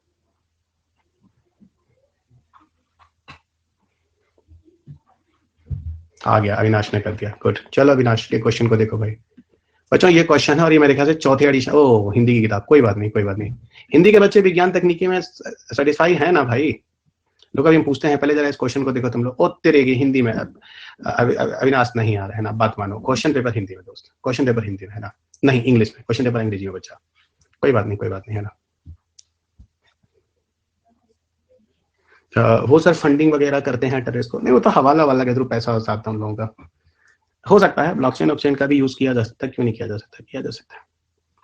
अंग्रेजी में बच्चा भी डालो, हिंदी में तो दिख ही रहा है। ब्लॉकचेन टेक्नोलॉजी के संदर्भ में कौन सा कथन सही है? सार्वजनिक खाता है भाई, खाता है, इसका निरीक्षण हर कोई कर सकता है, लेकिन जिससे कोई एकल उपयोगकर्ता नियंत्रित नहीं करता। बिल्कुल एक के हाथ में कंट्रोल नहीं है। सौरभ, हाँ दोस्त क्या भेजा है तुमने? आ गया दोस्त आ गया। ये देखो सब लोग देखो बच्चों, बच्चों मेरे बच्चों, बच्चों मेरे बच्चों, मारा गया, आ गया मेरे प्यारे बच्चों। ओ तेरेगी, ये भी तुम यार आधा आंसर काट दिए हो, क्या बताएं हम। आधा कट गया है या हमसे कट गया है? Let me check.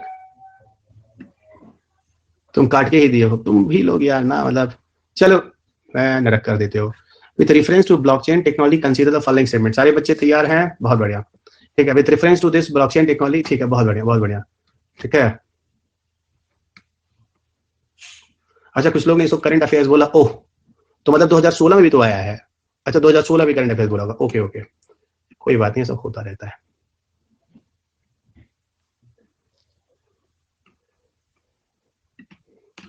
It is a public ledger that everyone can inspect. बताओ 2016 में केस हो रहा है, ब्लॉकचेन आ रहा है, 2020 में करंट अफेयर्स आ रहा है। तो it is a public ledger that everyone can inspect but which no single user. हाँ तो एक बंदे के कंट्रोल में नहीं रहता, बहुत बढ़िया। The structure and design of blockchain is such that all the data in it about crypto currency only. फंस गया ना, क्रिप्टो करेंसी ओनली देते ही गलत हो गया। अरे ऐसा क्रिप्टो करेंसी के लिए नहीं होगा, बिटकॉइंस के लिए बहुत सारी चीजों के लिए होगा, है ना। तीसरा वाला हमको समझ में नहीं आ रहा, application that depend on the something something देख लीजिएगा, ठीक है। इससे रिलेटेड क्वेश्चन आज सीरीज में आया था, आज आया था, वाह देखिए आया था। अरे तुम लोग विश्वास नहीं, मेरे बच्चे ने हमको मैसेज लिखा कि सर आपका साइंस टेक पढ़ने के बाद हम किसी सीरीज के सारे क्वेश्चन लगा दिए सर। सोचो कितना अच्छा लगा हमको, नहीं चलिएगा, कितना अच्छा लगा हमको, ठीक है। हाँ बहुत बढ़िया, विजन आईएएस, अच्छा ठीक है चलिए, बहुत बढ़िया, ठीक है। तो हमने सारा क्वेश्चन लगा दिया, बहुत बढ़िया। अच्छा विजन आईएएस सारा क्वेश्चन तुम लगा दिए हो, अच्छा मेरे पढ़ाई में सारा लग गया है, बहुत बढ़िया बहुत बढ़िया बहुत बढ़िया। मतलब तुम्हारा करंट अफेयर्स बहुत अच्छा है, स्टडी बहुत खराब है। चलो अगला, अगला क्वेश्चन, एक मिनट, अगला क्वेश्चन यहाँ से हटाओ, ठीक है। साइबर इंश्योरेंस वगैरह, अभी साइबर सिक्योरिटी है, हम उस पर जा नहीं रहे हैं, ठीक है।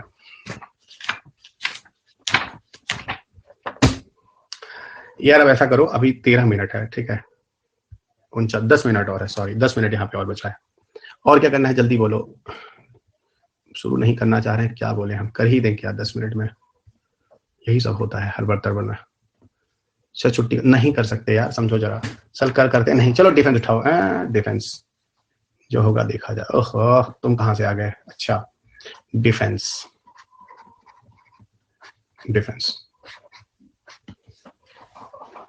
बुक आने वाली है, ठीक, अभी आ जाएगी तो देख लेना उसका, ठीक है। अच्छा देखो बच्चों डिफेंस में होता क्या, हम तुम लोग को बताते हैं जरा समझना डिफेंस टेक्नोलॉजी में, ठीक है। 26 जनवरी को मैं क्लास ले रहा हूँ बायोलॉजी वाली, ठीक है।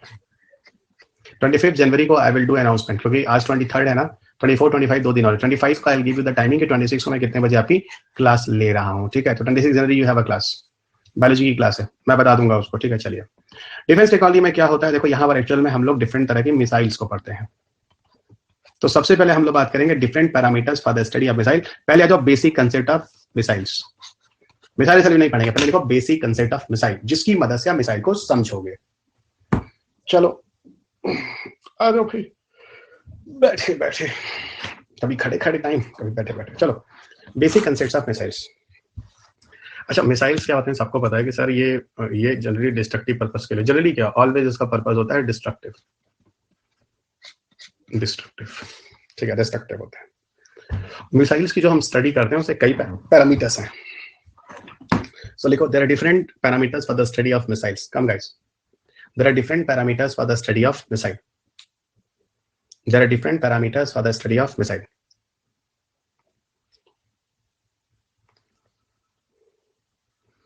So there are different parameters for the study of missile. पहले पैराग्राफ को पहला वाला बताता हूँ डिफरेंट पैरामीटर्स में। First parameter study of missile on the basis of nature, लिखो study of missile on the basis of nature. First parameter लिखो study of missile on the basis of nature. Nature के base पे missile की study क्या होगी जरा देखना। मान लो दो तरह की मिसाइल आपको मिलेंगे, ठीक है, on the basis of nature. एक जिसको आप कहते हो बैलिस्टिक मिसाइल दोस्त, है ना, तो one is called as a ballistic missile, और दूसरा जिससे आप लोग कहते हो this is called cruise missile. So on the basis of nature, there are two types of missile. The one is ballistic and second is a cruise missile. Ballistic missile का मान लो ये सरफेस है, मान लो ये सरफेस है। Ballistic missile जो होता है वो पैराबोलिक पाथ से जाता है, ध्यान रखिएगा। तो ballistic missile always follow parabolic path, लेकिन जो क्रूज मिसाइल होते हैं they move horizontal to the surface, they move horizontal to the surface. This is the first and basic difference दोस्त you should know. So first और basic difference क्या हो गया, जो बैलिस्टिक मिसाइल्स होते हैं वो, है ना, जो बैलिस्टिक मिसाइल होते हैं वो पैराबोलिक पाथ से जाते हैं, और जो क्रूज मिसाइल होते हैं वो हॉरिजॉन्टल टू द सरफेस जाते हैं, ठीक है। इसको इस तरीके से भी कह सकते हैं दोस्त कि पैराबोलिक मिसाइल जो होते हैं they are changing their own atmosphere every moment of time. ये देखो ये ऊपर जा रहे हैं, एटमॉस्फेयर बदल रहा है, नीचे आ रहे हैं, एटमॉस्फेयर बदल रहा है। But cruise missile always in one horizontal, एक ही एटमॉस्फेयर में जाते हैं। तो दे change their own atmosphere, they change own atmosphere every time, atmosphere all time, है ना, ये ऑल टाइम अपने एटमॉस्फेयर को बदल रहे होते हैं। They are always in one atmosphere. ये हमेशा एक ही वातावरण में रहते हैं, ये हमेशा अपने वातावरण को बदल रहे होते हैं। So ultimately you got one more difference, ये हमेशा एक ही वातावरण में होते हैं, हमेशा अपने वातावरण को बदल रहे होते हैं, ठीक है। ये चीज भी आपको समझ में आ गई, ठीक है। और आगे बढ़ते हैं, ठीक है। अब देखो आपसे पूछूं कि भारत के पास ऐसा कौन सा बैलिस्टिक मिसाइल है जो सबसे ज्यादा दूरी का है, तो यहाँ पर जनरली आप बोलोगे 3500 किलोमीटर का हमारे पास जो अग्नि 3 है, जो अग्नि 3 है, this is the maximum distance based ballistic missile आज इन दिस रेफरेंस। अब यहाँ पे खट से आपके दिमाग में क्वेश्चन आएगा, सर आप गलत बोल रहे हैं। नहीं दोस्त, आपके समझने में प्रॉब्लम है। आपके समझने में क्या प्रॉब्लम, हम आपको बताते हैं। जो कुछ बच्चे सोच रहे हैं सर गलत पड़ा, असल में क्या होता है कि आप ये सोचते हो कि भारत के पास तो सर 5000 किलोमीटर वाला अग्नि 5 भी आ गया, तो आप 3 क्यों लिख रहे हो, यही दिक्कत है, समझ लीजिए। एक चीज होता है इंटीग्रेटेड और एक चीज होता है टेस्टेड, दोनों में डिफरेंस होता है। इंटीग्रेटेड का मतलब होता है कि आज ये आपकी डिफेंस सिस्टम में ले लिया गया है, जिसको अब आप यूज कर सकते हैं। और टेस्टेड का मतलब है कभी इसका टेस्ट हुआ है और अभी और आगे चल रहा है। जब कोई चीज इंटीग्रेट हो जाती है तब वो जाकर अपनी होती है। तो अच्छा सर इसका मतलब अग्नि 4 भी अभी तक डीआरडीओ की साइट पर उसको टेस्टेड ही दिखा रहा है। हाँ, इंटीग्रेटेड 3500 वाला अग्नि 3 ही बोला जा रहा है। हो सकता है 2 दिन बाद अग्नि 4 भी इंटीग्रेटेड हो जाए। जल्दी 26 जनवरी वगैरह को परेड में चीज न्यूज में आती है, 26 जनवरी आ रहा है आज यह मिसाइल भारत को आर्मी के लिए इंटीग्रेट किया जा रहा है, हमारी नौ सेवा में शामिल किया जाए। तो जब नौ सेवा में शामिल हो रहा है, नेवी में इंटीग्रेट हो रहा है, यही चीज हो गई नेवी में इंटीग्रेट हो रहा है। जिस दिन इंटीग्रेट होता है उस दिन आपका हो जाता है। क्लियर? वहीं आप पूछोगे सर क्रूज का बता दो मैक्सिमम डिस्टेंस। क्रूज का जो सबसे ज्यादा मैक्सिमम डिस्टेंस है आज अगर आप रेफरेंस में देखोगे तो वो आपका निर्भय है। जो निर्भय है दोस्त वो क्रूज मिसाइल है, ध्यान रखिएगा। और इसकी डिस्टेंस आपको बताऊं तकरीबन 1000 किलोमीटर है। ये भारत के अपना एक और मिसाइल है जो बहुत ही पॉपुलर है, क्रूज मिसाइल। जनरली निर्भय के पहले वही माना जाता था, वो है ब्रह्मोस, जिसकी डिस्टेंस है तकरीबन 300 किलोमीटर, 290-300 किलोमीटर। सो ब्रह्मोस की डिस्टेंस है 290 अराउंड किलोमीटर, 300 अराउंड, और निर्भय अराउंड 1000 किलोमीटर। तो ये देखो यहाँ पर अच्छा एक चीज बताओ, ये दोनों मिसाइल्स अलग अलग जगह इंपॉर्टेंट है, दोनों इंपॉर्टेंट है। मान लो आपको इंडिया टू चाइना वार करना है तो आपको पैराबोलिक ही तो करना होगा, बीच में हिमालय है। I hope you understood. मान लो आपको सतह से सतह पे हॉरिजॉन्टल वार करना है। मान लो एक फाइटर प्लेन है और दूसरे फाइटर प्लेन को मार करना है, ऊपर उठ के दूसरे फाइटर प्लेन को, तो आपको क्रूज मिसाइल चाहिए। So on the basis of nature of war, आपको डिफरेंट तरह के मिसाइल चाहिए। और नेचर ऑफ वार में भी डिपेंड करता है कि किस लेवल का वार चाहिए। छोटे लेवल पर डिस्ट्रक्शन करना है, कम दूरी पर जाना है, अधिक लेवल पर डिस्ट्रक्शन करना है, ज्यादा दूरी पे जाना है, तो accordingly you must have to be a different types of missiles. वैसे आप लॉजिकली ये समझ सकते हैं भारत को डिफरेंट तरह की मिसाइल की जरूरत क्यों है, अलग अलग प्रवृत्ति, क्योंकि अलग अलग तरह के स्तर के वार की अलग तरह की जरूरत है। अब मान लो आपको हाइट पे बात करना है कारगिल के क्षेत्र में, तो कारगिल के क्षेत्र में आपको ऐसा रॉकेट लॉन्चर चाहिए ऊपर पहाड़ों तक फेंक दे। और कारगिल में तो बहुत ज्यादा दूर तो है नहीं, 40-50 किलोमीटर नीचे पे आप है, तो वहां तक की हाइट होनी चाहिए। तो 40-50 किलोमीटर के लिए वहां पे कुछ अलग तरह का मिसाइल हो जाएगा। तो मैं वही बोल रहा हूँ दोस्त, अब ऐसे ही आपको अलग अलग तरह के मिसाइल है। कुछ ऐसे मिसाइल चाहिए जो आने वाले टैंक को मार दे, कुछ ऐसे मिसाइल है जो किसी आने वाली है ना जो किसी फाइटर प्लेन को डिस्ट्रॉय कर दे। तो इस तरीके से दोस्त बहुत से तरह के missile, different nature of missile यहाँ पर आपको दिखने वाले हैं। तो पहले तो आप लोग ये बताओ कि ये चीज आप लोगों को क्लियर हो गई नहीं जो मैं आपको समझाने की कोशिश कर रहा था। You people clear with this और नॉट? ये बैलिस्टिक क्रूज आ गया ना, समझ आए? यस। और ये बैलिस्टिक क्रूज में मैंने आपको जिस तरीके से बताया, अब I am very sure nobody will confuse you what about the meaning of ballistic cruise. ये एटमॉस्फेयर करके बता दो, पैराबोलिक करके बता दो, हॉरिजॉन्टल करके बता दो, एक एटमॉस्फेयर बता दो, जिस तरीके से भी कोई पूछता है ये वेरी क्लियर। ओके, अगला पैरामीटर करते हैं study of missile on the basis of distance. Come study of missile on the basis of distance. तो अगला पैरामीटर है study of missile on the basis of distance. Study of missile on the basis of distance बताता हूं, surface to surface भी आता हूं, वो launching के बेस पे होगा। That will be the third parameter, that will be the third parameter. तो पहले डिस्टेंस के बेस पे बात करते हैं, ठीक है। डिस्टेंस के बेस पे हम मिसाइल्स को 4 तरीके से पढ़ते हैं। क्या पढ़ते हैं? शॉर्ट रेंज मिसाइल, चलो the one is a short range missile. दूसरा है जिसको हम कहते हैं मीडियम रेंज मिसाइल। तीसरा जिसको हम कहते हैं इंटरमीडिएट रेंज मिसाइल। और चौथा जिसे हम कहते हैं इंटरकॉन्टिनेंटल मिसाइल। एग्जैक्टली शुभांशु। तो short range missile, medium range missile, intermediate range, intercontinental, ये 4 तरह के मिसाइलों के on the basis of distance. So these are the 4 types of missile on the basis of distance.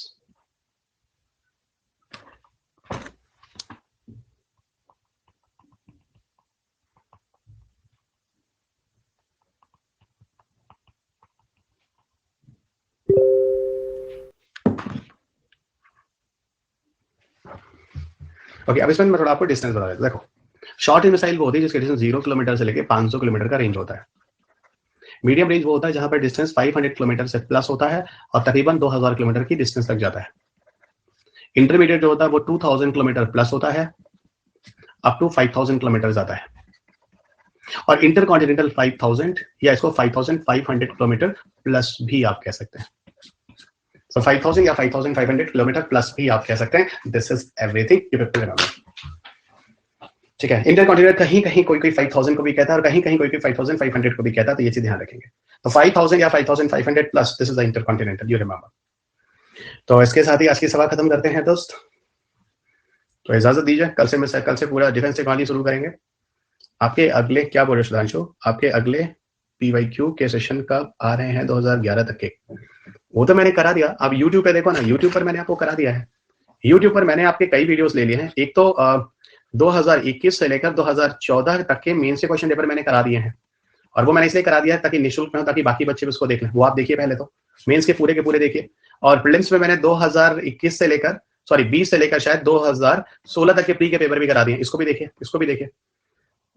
हाँ ठीक है, ये भी देखिए, ये मैंने करा दिए हैं सुधांशु, ये मैंने करा दिए। 21 के पीटी नहीं कराए, बस 20 से 16 तक के कराएं। इसलिए कराएं ताकि जो बच्चे अनअकैडमी पर आकर मुझे सुनना चाहते हैं वहां से देख के आ जाए और मेरे बच्चों को वहां पर फ्री में पेपर डिस्कशन मिल जाए। तो मेरे बच्चों वहां से जाके फ्री में आप पेपर डिस्कशन कर लो। मैंने आपके लिए वो काम कर रखा है, यूट्यूब चैनल पर है।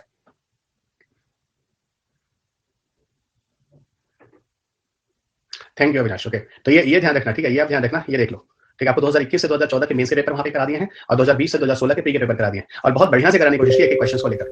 एक आध क्वेश्चन में कुछ बच्चों ने बोला था कि सर इस पे यूपीएससी ने ये आंसर दिया है, ठीक है, इसमें यूपीएससी ने ये आंसर दिया है। ओके, और यहाँ पर आपका आंसर ये। हाँ, तो ये बात मैं भी बता दूं, कुछ क्वेश्चन ऐसे हैं जो यूपीएससी के हिसाब से 1-2 क्वेश्चन में डाउट है। यूपीएससी ने ये आंसर दिया है, मैंने ये दिया, एक आध क्वेश्चन में आपको मिलेगा, बाकी 99% केसेस में आपको आंसर सारे के सारे सही है जो मैंने डिस्कस किया है। ओके, जो यूट्यूब चैनल है वो यहाँ पे शेयर कर लो आप किसी को, है ना, आप सबको मिल जाएगा। उसमें एक तो बाइलिंगुअल वाला चैनल है और एक शुद्ध हिंदी वाला है, दोनों की लिंक यहाँ पे दे दो and student will access that, है ना, यूट्यूब पर वो है। या टेलीग्राम पे चले जाओ, मेरे टेलीग्राम पे चले जाओ, वहां पर जो है ना, मेरा जो टेलीग्राम है मेरा और अकेडमी दोनों वाला, वहां पे मैं सारे वीडियोस उसको शेयर करता हूँ, सब पीडीएफ भी डाल देता हूँ। ओके, थैंक यू एवरीवन, ठीक है। आप देख लो कितने बच्चे जो आज पहले दिन आए मेरी क्लास में, एक बार जरा मुझे यस 1 लिख देना, I will understand. First day you are in my class.